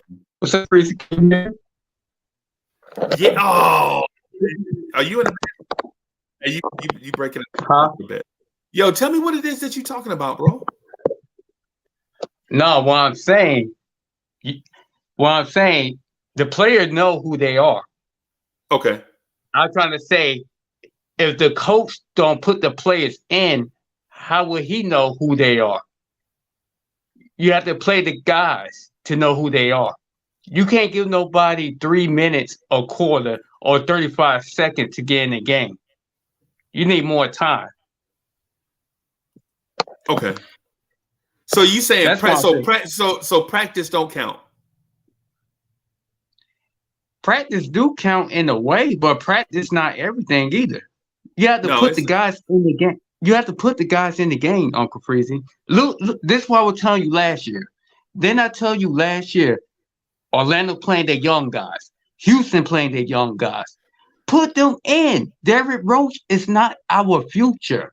McBride and the young guys are.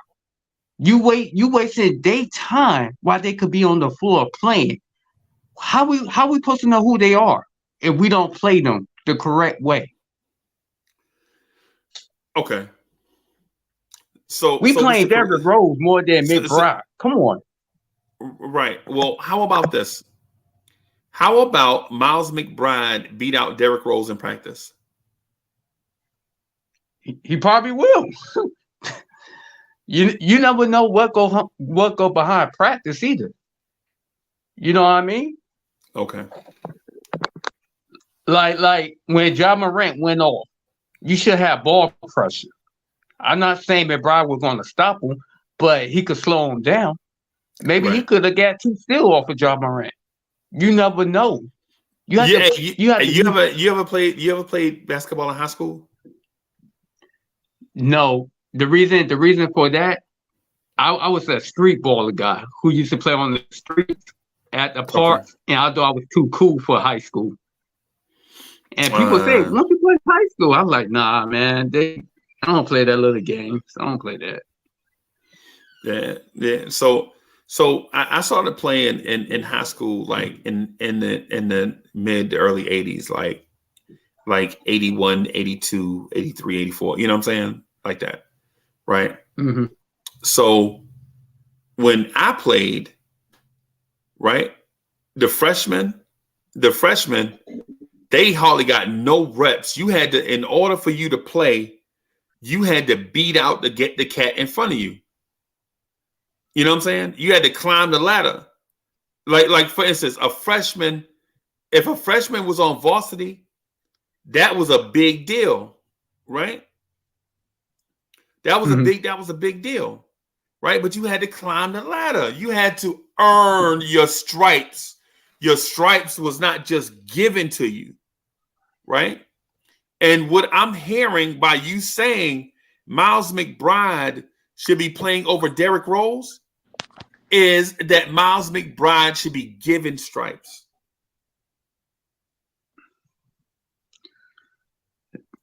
Oh my God. I just think you have to earn it. Are we winning a championship this year? So play the young guys. You don't know how far you can go yet. That's why you play McBride to see you. What's up, Granny? You play McBride to see what you have. That's why we couldn't trade none of our players last year because we ain't know what they had. Right. You remember what Tiff said at the end of the season? It was his bad. He should have played the young guys more. Yeah, and Tom Thibodeau also said during that season, Tom Thibodeau also said that he's playing Alec Burks at point because Alec Burks is the only point guard we have, and he gives us the best chance to win. Yeah, okay. That was a lie. He could have played quickly.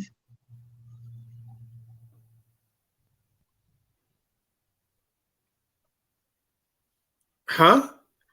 I think McBride is a better point guard than Quickly. They trying to use Quickly as a point guard. And everybody knows he's not a point guard. He's a shooting guard. That's why he's making mistakes on the court. Because his MO is to shoot, not to pass the ball. Okay. All right. Why do you think he hesitated last night? Because you were thinking about shooting, and that's messed up his shot when he hesitated. Right, but he had 8 assists last night, though, bro. He had 8 assists last night, bro. Oh yeah, that's cool. I'm not knocking that. 8 assists off the bench. Yeah, I'm not knocking that. He's stepping his game up, but that's why his shooting is off. Cause he a shooting guy. He don't set his feet proper. Cause he wanna certify Tibbs. Okay. Hey, Paris Duggar, thank you for the Jen's contribution. Paris Duggar says, I don't trust Tibbs to see a guy beating out Rose. Okay. Cause Rose is his guy, Uncle Freezy. Rose is bad. He rode with him in Chicago, Minnesota. Okay. That's impossible. Okay. The reason he got Quickly, because he liked Quickly. You remember last year he didn't like Toppin. Okay. I feel you. If Tibbs would have played, if Tibbs would have played McBride and Grimes, Obi Moore last year, you probably could have traded them to get your boy. Who? I forget what's his name. Spider. Yeah, Spider. Yeah. Okay. But they couldn't do that because they didn't see the young guys.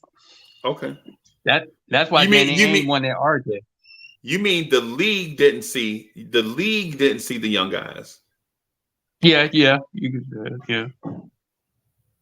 Shit, we didn't see them either. Okay. But come on, Uncle Breezy, who gonna beat out Rose? You know that's Tibbs' guy. I understand where you're coming from, right? I understand where you're coming from, but man, listen, this is the thing that I'm getting at is not the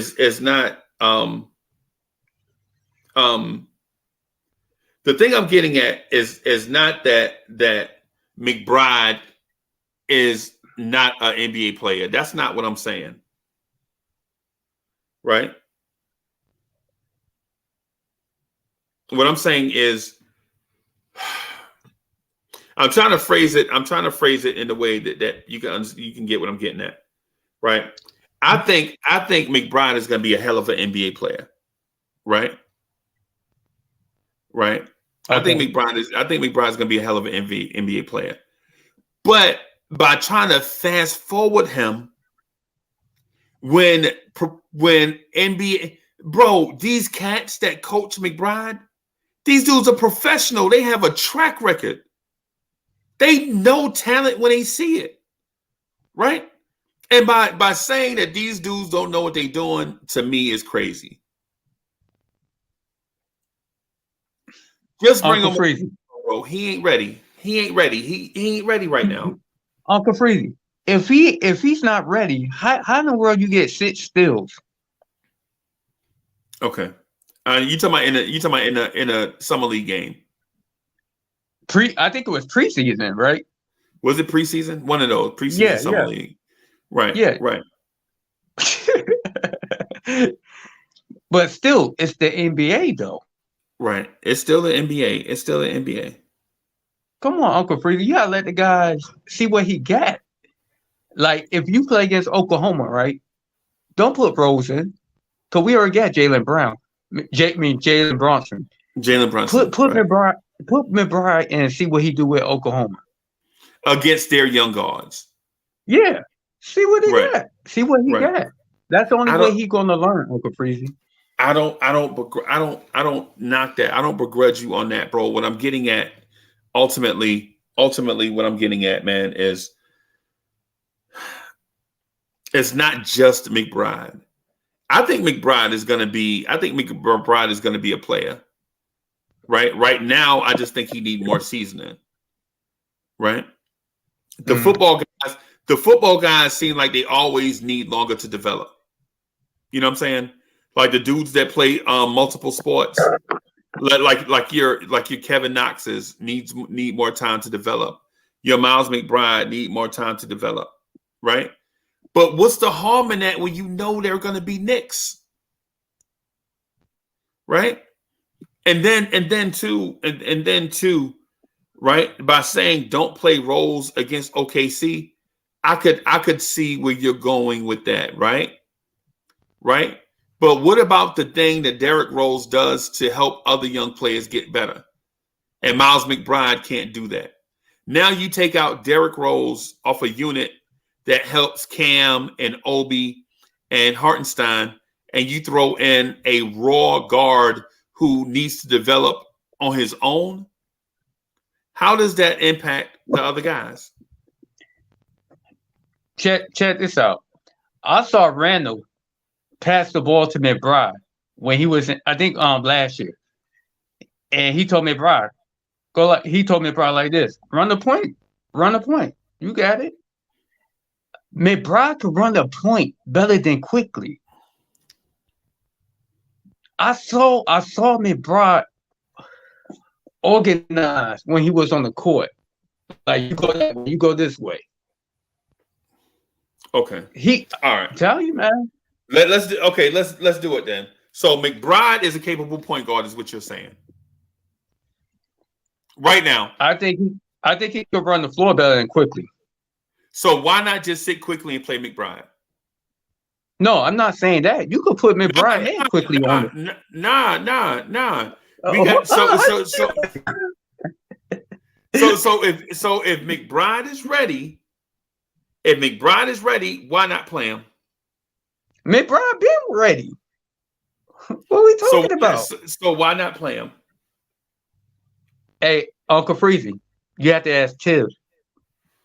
No, bro, because you can't play 13 guys, bro. Why not? There's a rule. There's a rule say that.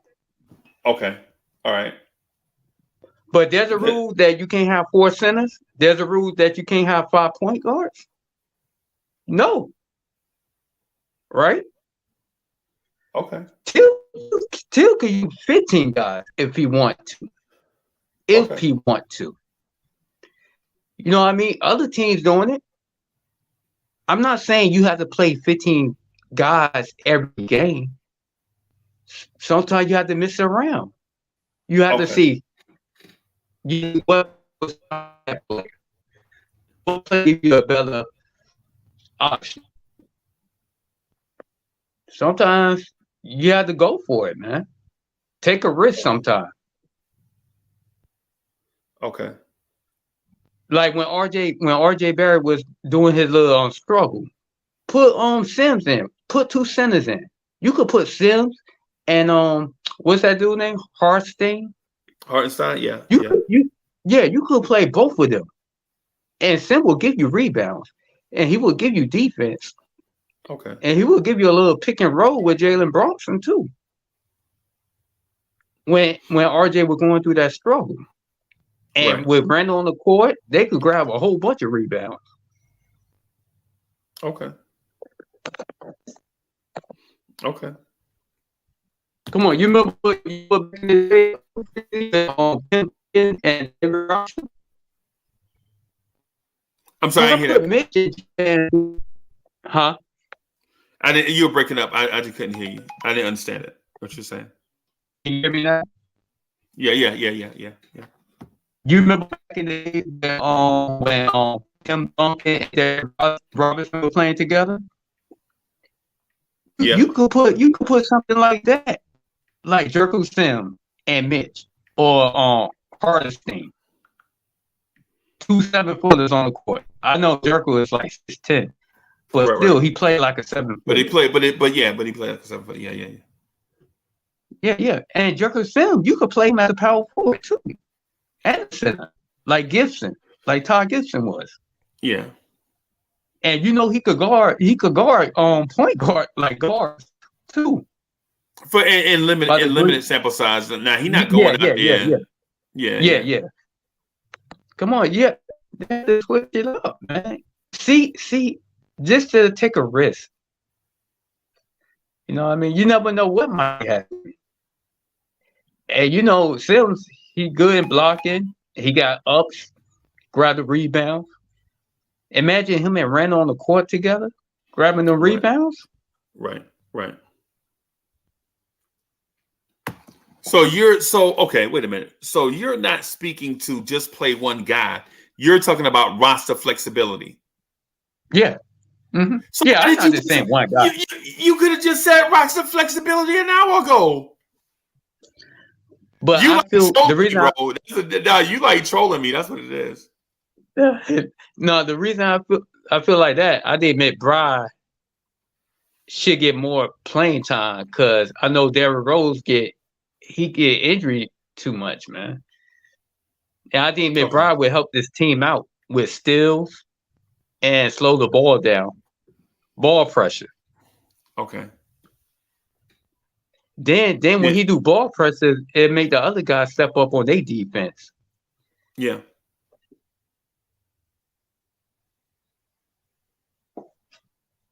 That's all I'm saying. What happened to Green? He left? Nah, you said but no. Okay, so now I'm thinking about it. So I got a dead space here, not because I'm distracting. I'm just thinking about what it is that you're saying, like processing what you're saying. And don't take that in no disrespectful way. But sometimes when you say stuff, you got to let me think about what it is that you said. You feel me? With what? With roster flexibility. Oh. Yeah, I like what Tibbs doing. Don't get me wrong. I like what he's doing. But if the opponent just coming down, running, and people not stopping them, what you gonna take off your bench to slow the ball down? Right, on ball defense. On ball defense, right? No, I get that. I get that part. What I'm saying is, what I was trying to tell you is, as expressed to you is let me think about what it is that you've been saying. Not that it's about one guy, right? Not that it's just about Miles McBride. It's about roster flexibility and what you can do with this roster in order to create favorable matchups. Like, because when you said Ja was going crazy and you could have brought in Miles McBride, what you're saying to me is that what you want to do is counter the move that they coach made with Ja Morant running that high screen and roll and just going to the rim and dunking, when you could put Miles McBride on him and at least slow him down, right? At least slow him down, make him take a jump shot, right? You prefer Ja taking a contested jump shot and making it versus him dunking. Because at least when he shoot a jump shot, there's a possibility that he'll miss. Right? Exactly. Right. Yeah, that's no, I get what you're saying. What it sounded he's not a great 3-pointer, but he a street baller. And when they get hot, it's hard to stop him. Right. But what it sounded like in my ear was that you were saying just grab all these kids off the bench and throw them in a rotation. No, I'm not saying that. I'm just saying use your weapon correctly. Okay. If an opponent coming at you with, but Alawai says y'all talk like they playing in the park. These dudes got careers. You don't just say F it. I'm gonna see what he got. Your own team. We'll look at the local coach like what the F you doing? Yeah. And Paris okay, Duggan, thank you for the generous contribution, Paris. Let me just do this real quick. Paris Duggan says, you could play 14 guys if they're close in talent. Okay, all right. But you can't play. Okay, so if they're close in talent. Okay, go ahead, CWC. Hey, Uncle Freezy, look what Orlando doing. You think the young guys be better than our young guys? Are you talking about individual talent or as a team? I'm talking about like as a team. No, they're not more talented than us as a team. I don't know, Uncle Freezy, man. Give them boys 2 more years, man. But that's 2 more years. Okay, so what are we doing in them same 2 years? We can't get better in 2 years like them? You have to put the guys on the floor. Right. What I'm saying is if you give Orlando 2 years, why can't you give the Knicks 2 years? Because the Knicks is not doing it correctly. Okay. Orlando developing their kids. They developing their kids. Only one bet is on Orlando. But you know what? Right. But you know what else they're doing though? They're also drafting in the top 5. Yeah. To get better. Yeah. So if I ask you who is a better player, Quentin Grimes or Paolo Banchero, what would you say? I would say not the Grimes. You gonna say Paolo? I would say, yeah, Paolo. You know why? Because he got more. Yeah, good. Because Paolo is the number 1 pick.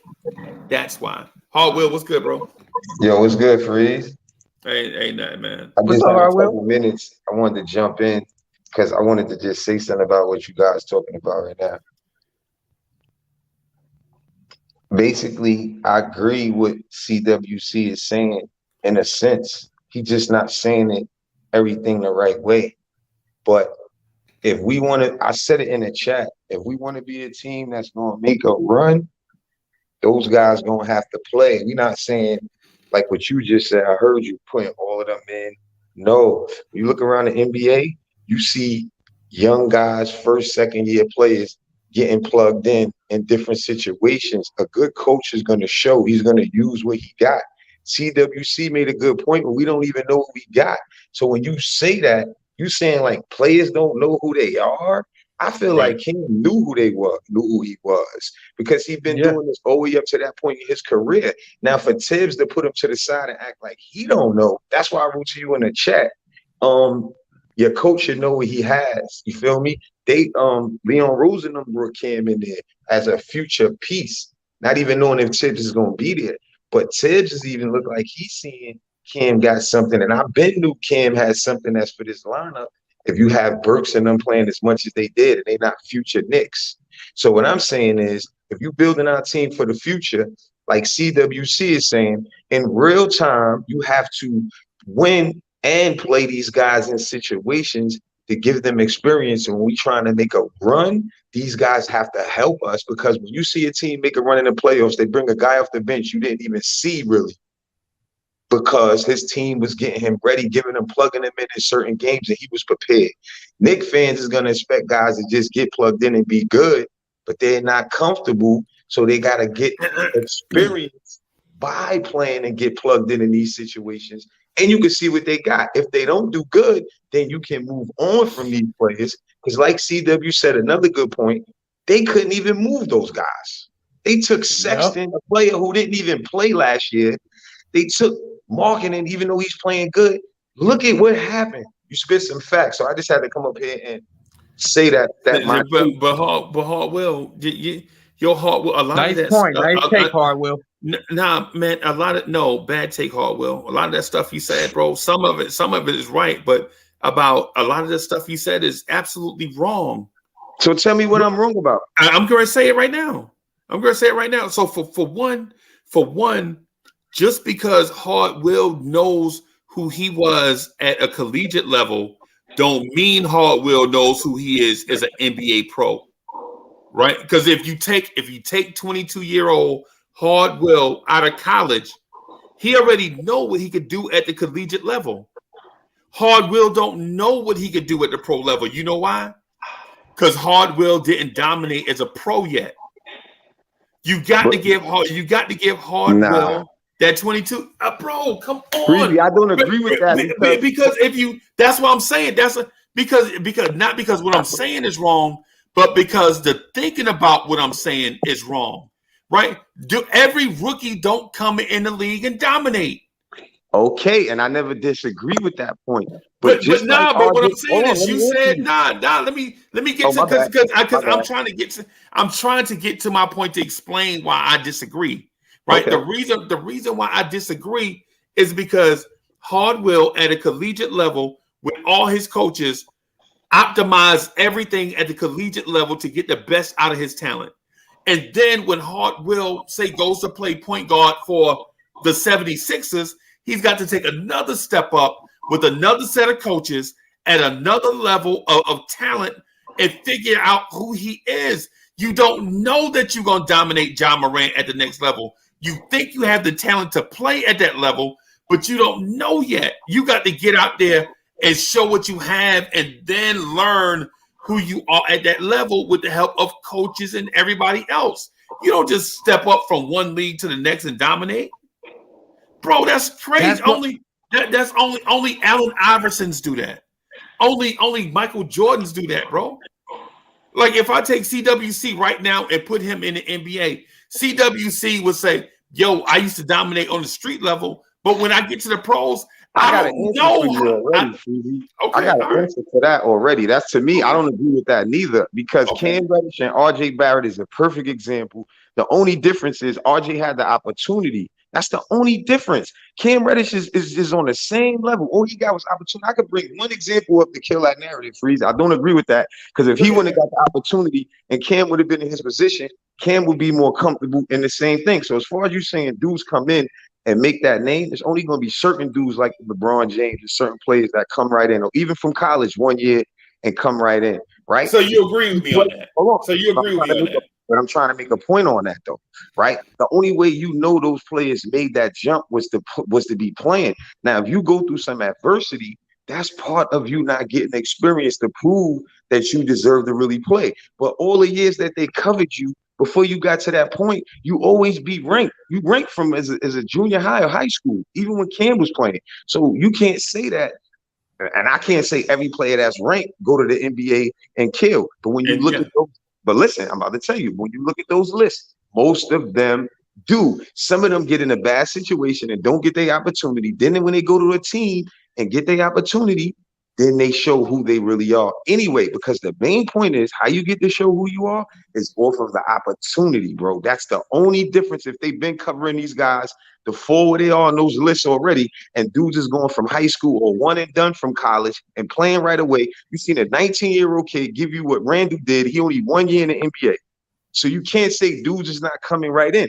Now, if Tibbs want to put them through what he want to put them through, that's the same thing. I feel like the Jimmy Butlers and people went through a process because how Tibbs want to put them through a process. You feel what I'm saying? That's just my opinion, bro.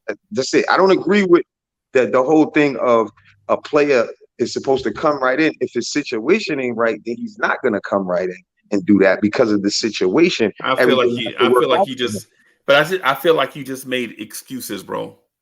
What I'm saying is, I made facts. You can't go off. Look, you going with Thibodeau's decision over people covering Cam Reddish. No. I didn't know. I didn't just use Tibbs. I didn't just use Tibbs. Now notice, No, that's how we. That's what we're talking about. Let's go by situations. But I'm saying what I said, bro. What I said is, guys at the collegiate level are not going to come into the pros and dominate right away. That's not true, Breezy. But you keep cutting me off. You keep cutting me off. You ain't even listen to what I said. What did I say? What did I say that wasn't true? What did I say that wasn't true? No, because last night I seen a guy come in the league and do the same thing our 9th year player did. So you can't say dudes ain't doing that in the NBA. Or you gonna say he's the first draft pick. So you got another dude doing it over there, another dude doing it over there. Freezy, you watch the NBA. Come on, bro. It's dudes doing that right away in the NBA, Freezy. That's not true. If they don't have opportunity, then that could slow down their progress. But you said earlier that dudes have to go through a process to become who they are. Was Cam Reddish the number one pick? No. All right then. What are we talking about? No, I used the example of Cam Reddish and RJ. Perfect example. Zion was the number one pick in his draft, right? Mm-hmm. And did Zion do it right away? Yes. Right? What I'm saying to you, outside of the outliers, dudes don't come into the NBA, and everybody don't just bum rush the NBA and are great. They have to step up and get coached and developed to become the guy that people seen when they drafted him. When you see a guy, when you're thinking about drafting the guy, you know that he's not going to be ready right away, but you draft him based off his potential to be great once he gets into a good system, into a good weight, strength and conditioning program, when he get his diet right, excellent coaches with offensive and defensive mindsets. These guys have to get developed.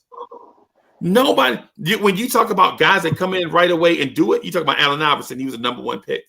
You talk about Paolo Banchero. Guess what? He was the number one pick in the draft for a reason. What I'm saying is everybody don't step up from out of college and do this.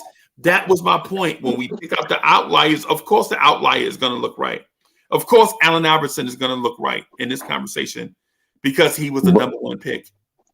I'm going to stick to what I was really talking about. And I was talking about the Knicks team. These guys has already been in the league for years now. And when you're talking about the superstars and different guys, we was just saying how guys get there. And my main point for saying that you're not looking at even what you said earlier when you made the Kyle Lowry comparison. Like he had to get to that, and opportunity, different things got him through that. And even though you're saying it in the same way, you're just saying it kind of different. That through the weight training and all of these things, film study and all these different things. Those are the things they got to pick up, right? But at the same time, they already came in with the attributes. And if you're saying that you can't do that, when you look around the NBA now, guys are doing that. I think that's outdated when you think that way, bro. Like who? Like give you an example. You said only the number one pick is doing that, and that's not true. Even when you could just look around and you see. I didn't say that. No, I didn't say that. I said the number one pick is an outlier. I said the number one pick is an outlier. Of course, the likelihood of them doing it is high. That's why they're the number one pick. That's what I said. No, what I'm trying to say is only the number one pick don't come right in and play. More players, like for instance, how I judge a player.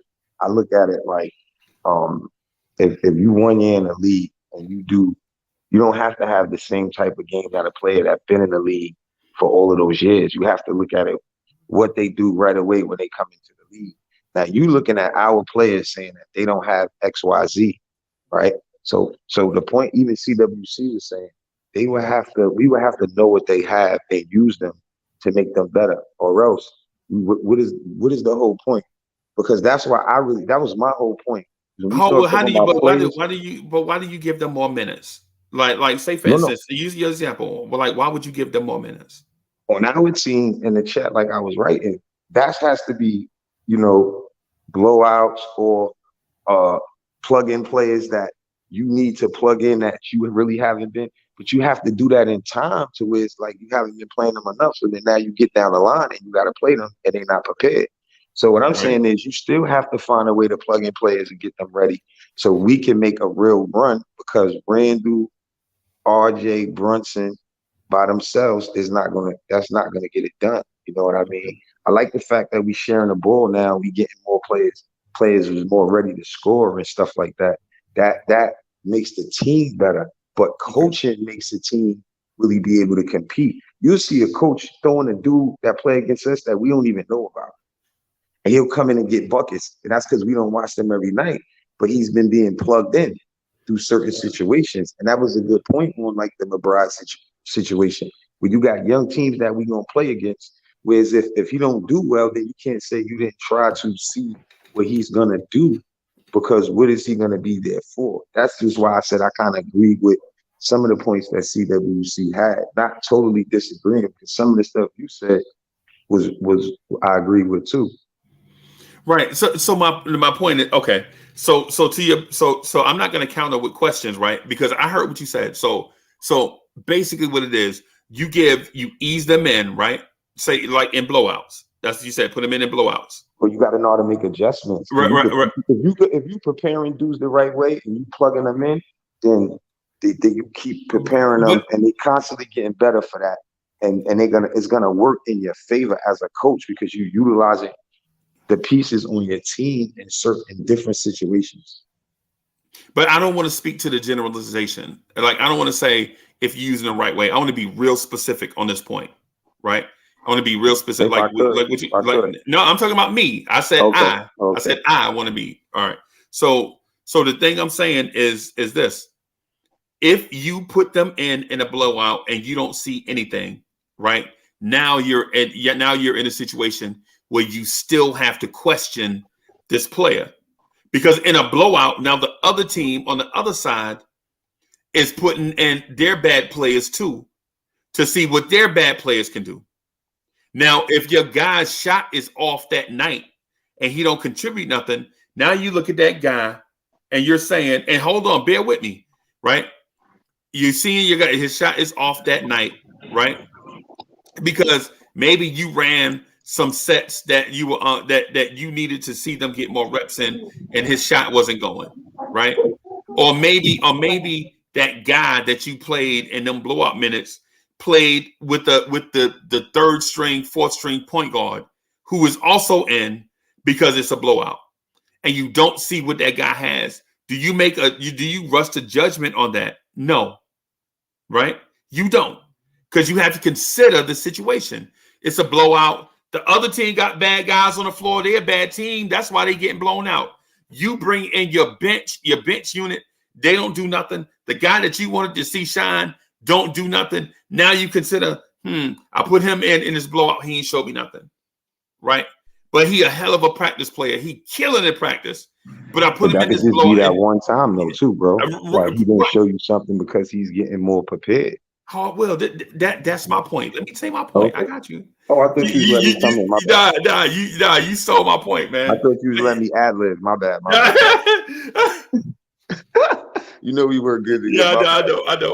No, we good. What I'm saying is in that situation, you know what I'm saying? You see that one thing, right? And then you're like, well, he didn't really do nothing there in the blowout.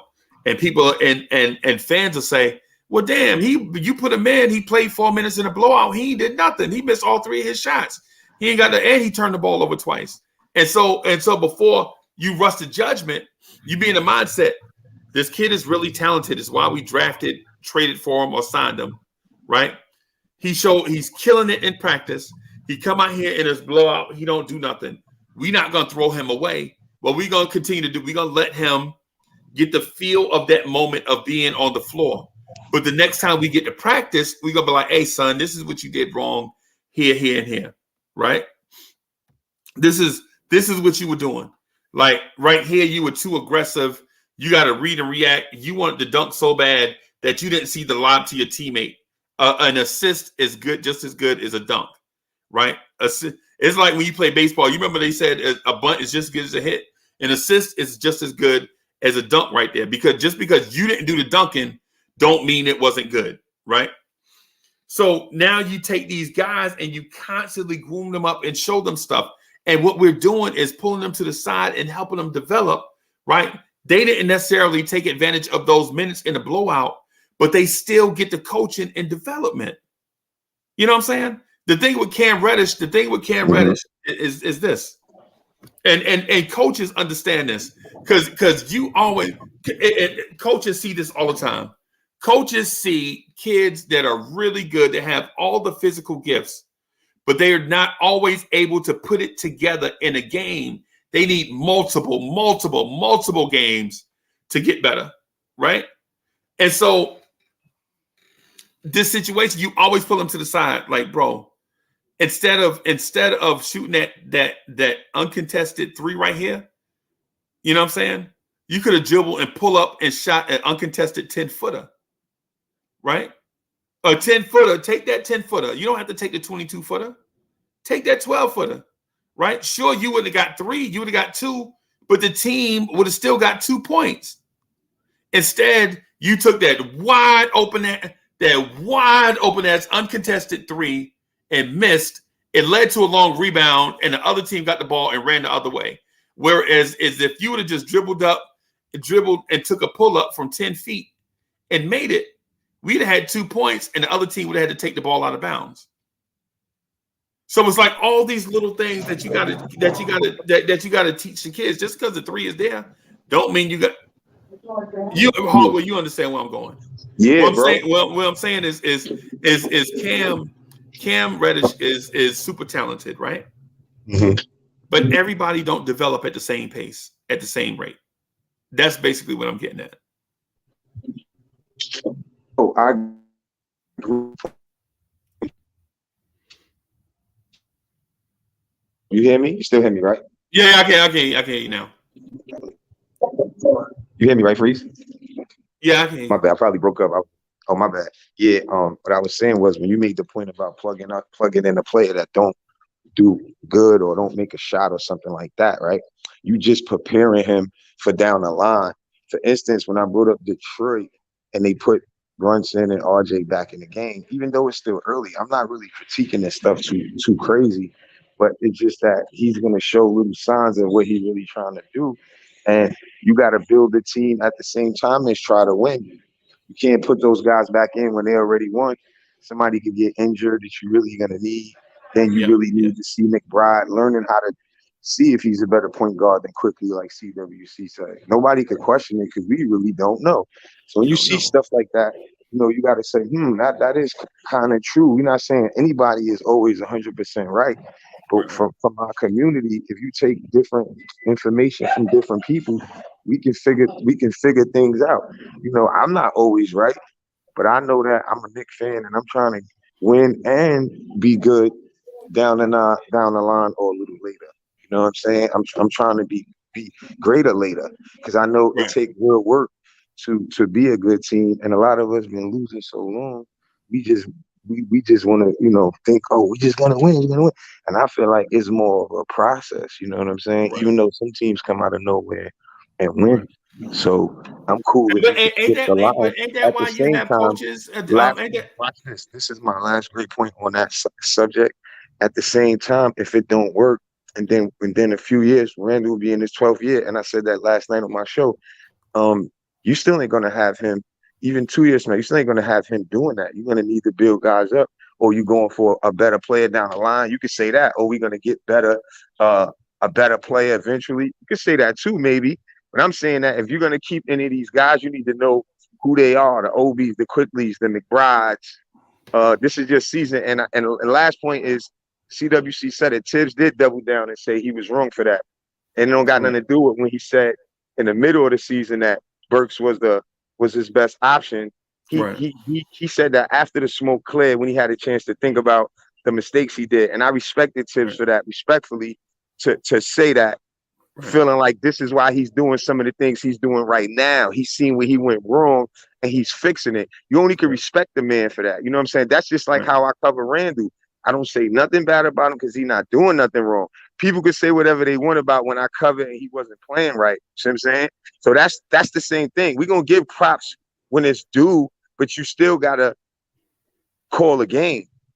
Right. There's still some criticism going to be there for everybody in some ways. Right. No, that part right there, that part right there, I agree with you. What I want to do is make sure everybody understands me clearly. Basically, what I'm saying is all prospects, and I mean young players, right? All prospects, regardless how you got them, develop at their own pace, right? They all develop at their own pace. You have to understand that RJ's finishing at the rim, that Cam Reddish raising his basketball IQ, knowing when to attack and when to pass. All the Obi with the same thing. Obi and Cam have some of the same issues, right? They all develop at their own pace. Now, would we like for that pace to be sped up? Sure. Do we want them to be great right away? Sure. But you know what? The opposing team has a lot to say about that too. They get paid also. You know what I'm saying? They want to go out and win also. They play hard also. You know what I'm saying? So what I'm getting at is if you thought that Cam Reddish was going to come in and develop at the rate of, say, a Zion, then maybe some of that is maybe us being head over heels, right? I think we should just be patient. Do you think he could have caught up to Zion, being that Zion got hurt? Off of what you seen Cam Reddish do in this small window, because we didn't really watch him on the Hawks, to be honest. So he did have some explosive games on Atlanta that I went and looked back up. But off of what he did in this small window, you can't see that he's a piece for our team for the future, that we're going to need a wing like that could play just because he went through adversity and he didn't get his opportunity yet. I feel like that was a great point for RJ and him. RJ only had full opportunity. Cam would have came here, he would have probably played the same way. You don't know, because they was around the same type of a player in college. You know, it's all politics of who you may have went with, you know what I'm saying? But at the same time, that to me, that just proves opportunity. You know what I'm saying? Kids don't forget that they know how to play. Cam said it himself. He said he had to prove to himself. So that means that a coach could make you lose confidence. Right. But he said, prove it to himself again. You know what I mean? That's cool to remind yourself that you still got it. You know what I'm saying? But it wasn't Tibbs though, Hartwell. One day and said, I don't have it no more. It's because of what you was going through. We have to call it correctly. You know what I'm saying? But the thing about calling it correctly is this. See, the thing about this is Tom Thibodeau wasn't Cam Reddish's only NBA coach, right? So it was plenty of people that had their hands on Cam that contributed this thing to Cam right away. You got to look at Lloyd Pierce, Nate McMillan had their hands on Cam before Tom Thibodeau. Tom Thibodeau had him briefly at the end of last season, right? And Tom Thibodeau and Cam Reddish worked together all offseason, right? Tibbs said every time he came to the facility, Cam Reddish was rehabbing from the shoulder injury and was in the gym all summer, right? That was a time to connect, right? And so the thing about it is now, and I'm not saying that you said this or implied it. I'm not saying that. What I'm saying is that to think that Tom Thibodeau is the reason why Cam Reddish hadn't blossomed yet, I think is not fair to Tibbs or to Cam. Because because Cam was in a situation in Atlanta that was not ideal for him. Cam Reddish is the cat that requested the trade from Atlanta. And the Knicks are the one that had enough faith in him to go get him from Atlanta, right? So was it Tibbs though? Tibbs, I heard Tibbs didn't want him though. Did that play a part in it too? Or is that true? No, Mark Berman never said that. Mark Berman said that Tom Thibodeau was struggling getting minutes for all these kids, and then they bring in another kid that needs minutes. That was politics. I didn't buy that. I didn't buy that. Did you buy that, Freezy? Yeah. Well. I mean, I don't know either one way or the other. What I will say to you is this: in previous stops, Tom Thibodeau liked guys that had the abilities of a Cam Reddish, a 6'8" small forward that can dribble, pass, and shoot. And for those that think I'm just bullshit, like making up something on the fly, look at Luol Deng and then look at Jimmy Butler and Andrew Wiggins in Minnesota.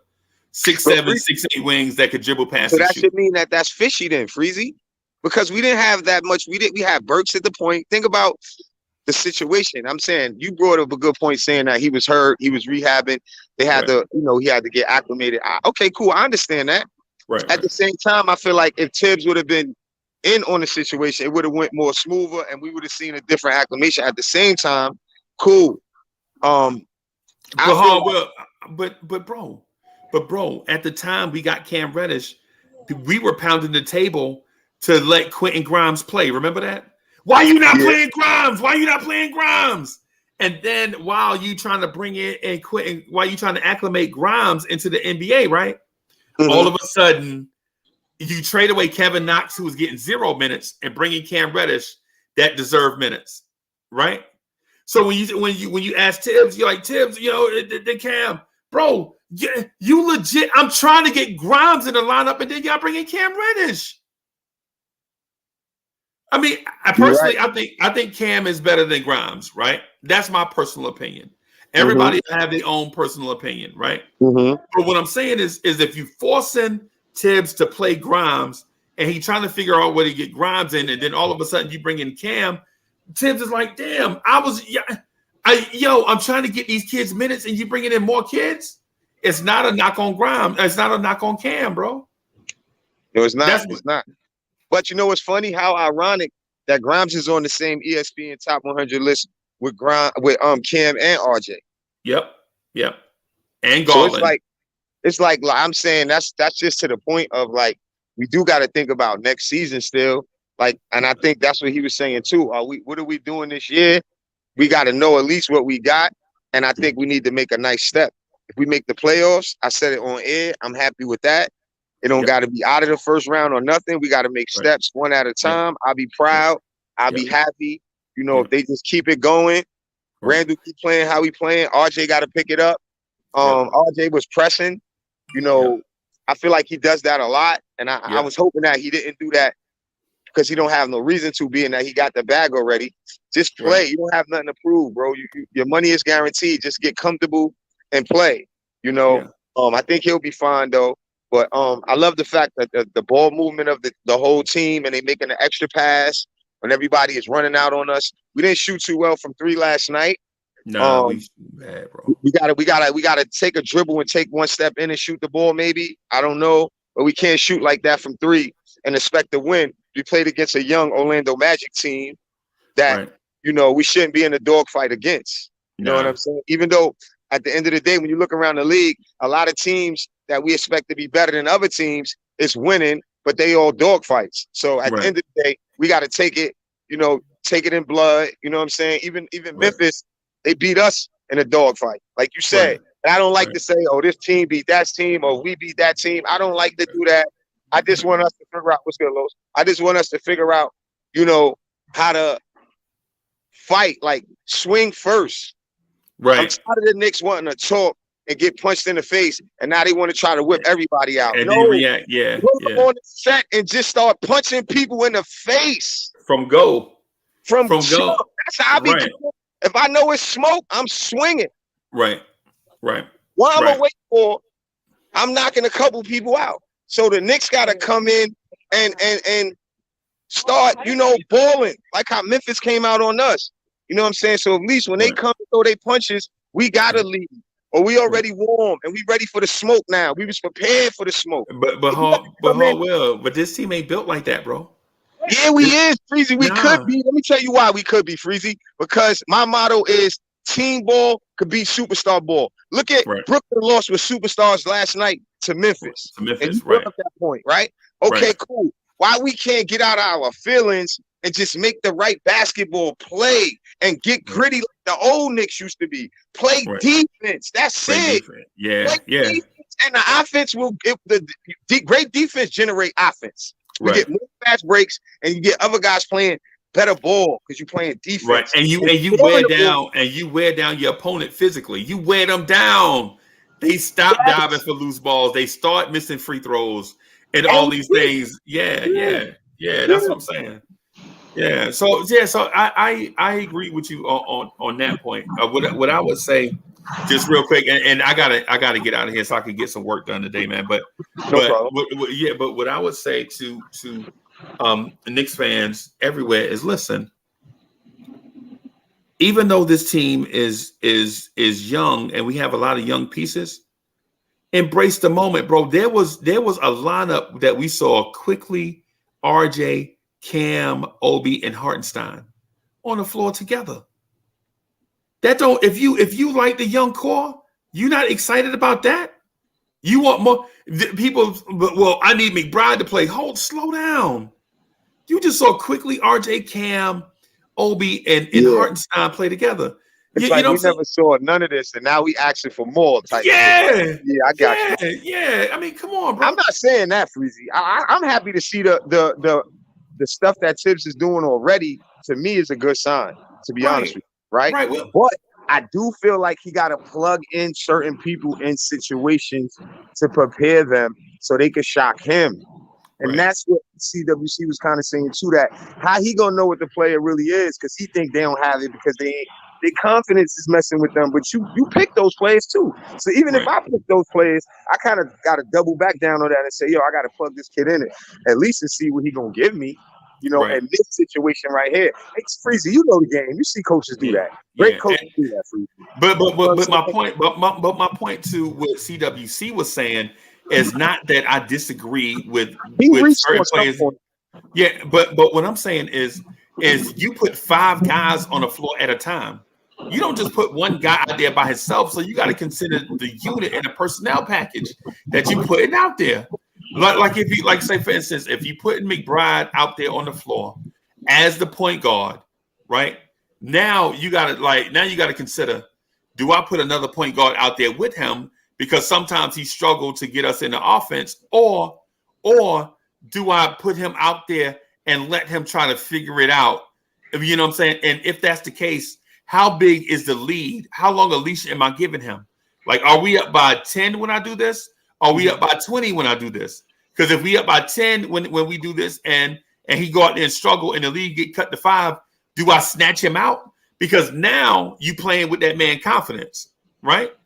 So that's why I said it's a plug-in. When you see coaches plugging even a dude with, he could be with some of the starters, right? Because hey, how you doing? It's about teaching them and giving you what you need in those specific minutes. Right. It could be like how he said when we play the Thunder or we play against a young core like the Detroit or the Magic. You could just say that since teams are not doing what we're doing and we're playing against young teams that we can beat, right? Once we have the game secured and you plug in some of these guys, they may even have their starters still in the game because they're losing. Right. So your bench is going to go against some of their best players still because they still trying to come back. They may even go for a run on your bench, but the experience that you're giving those guys is preparing them for down the road. Down the line, even in this season that we speak of. That's why I said it's coaching and preparing any player on your bench. You don't know if you're going to get injury from Derrick Rose. You don't know. It's a lot of points I could make why I say this is very important to have guys ready. I don't like to use the Warriors and stuff like that because they got championship pedigree. But at the same time, we got to take some tricks from these type of guys' bag because it works. They letting these guys shine. Even Curry is like, even though I do see Randall letting RJ and them rock. Right. I gotta keep it real. He is. Right. He's letting them rock. Right. You see, like y'all gonna need y'all. At the end of the day, the coach gotta be knowing that he need other people too, and he can't run people in the ground, bro. Right. Right. You got a long season. That's all. You're right. So I agree with you on that. They're not kids anymore anyway. That's what you were shouting. So if they're not kids, then why we don't know who they are? We don't know if they want to be contractors. We don't know if they want to be teachers. We don't know what these kids want to be. Right. So I gotta get out of here, man. All well, as usual. Hey, whenever I get Studio G and his setup right, bro, I'm gonna hit you up so we can get together. Set it off, bro. You already know. Yeah. I talked to all my partners. I talked to everybody already. I let them know it's on my calendar, bro. We lit. Yeah, man. For sure. Right. So thank you everybody for coming through and hanging out with us. Shout out to the chat. Man, shout out to the chat and everybody, bro. For the love of the game, man. Man, make sure y'all do that. Man, make sure y'all do that. And listen, and go engage in them conversations that they be having. I see a lot of times people jump in chats and they have separate conversations. Listen to your moderators and your contributors on them joints because they put a lot of work in with they want to not control the conversation, but generate a smart conversation where Knicks fans can eloquently speak about how they feel as opposed to us being emotional and all over the place. You know what I'm just want saying? to say thank you to you too again. Even though I always tell you I appreciate you, but show the love you be showing the people, just even new people that come and want to Right. join the panel. It's just dope what we doing, what you doing. I appreciate it how you accepted me when you first met me on your platform. Shout out to Worldwide L. You know what I mean? Hell, He introduced me to some dope people, and they showed me love too. So I just want to say, and shout out to everybody that I already met and that showed me love in the chat or that I show love. I'm happy that I'm doing this now because I'm meeting a lot of good people. So that's what made me think of you, because you the one really made me start taking it serious too. You know what I mean? Man. Appreciate that, man. Motivating me. All right. Yeah, Enjoy appreciate that. Tell Ms. Mocha I said hi, and I see you. She also went spending money, bro. That's okay. Yeah, she hit me twice. She done hit me twice like I need bread. Okay, I got you. We got it like that, Breezy. We work so hard, we can't be broke. All right, y'all. Yeah, all right, bro. Let me say this for Paris Duggar. Thank you for the generous contribution. Paris Duggar says, guys know after 1 year what they can be, just need the opportunity and the coach's confidence to get there. Players know how good they are. Right. No, I feel you on that. All right, y'all. All right, y'all. Peace, everybody. I'm gonna get out of here. Peace, everybody.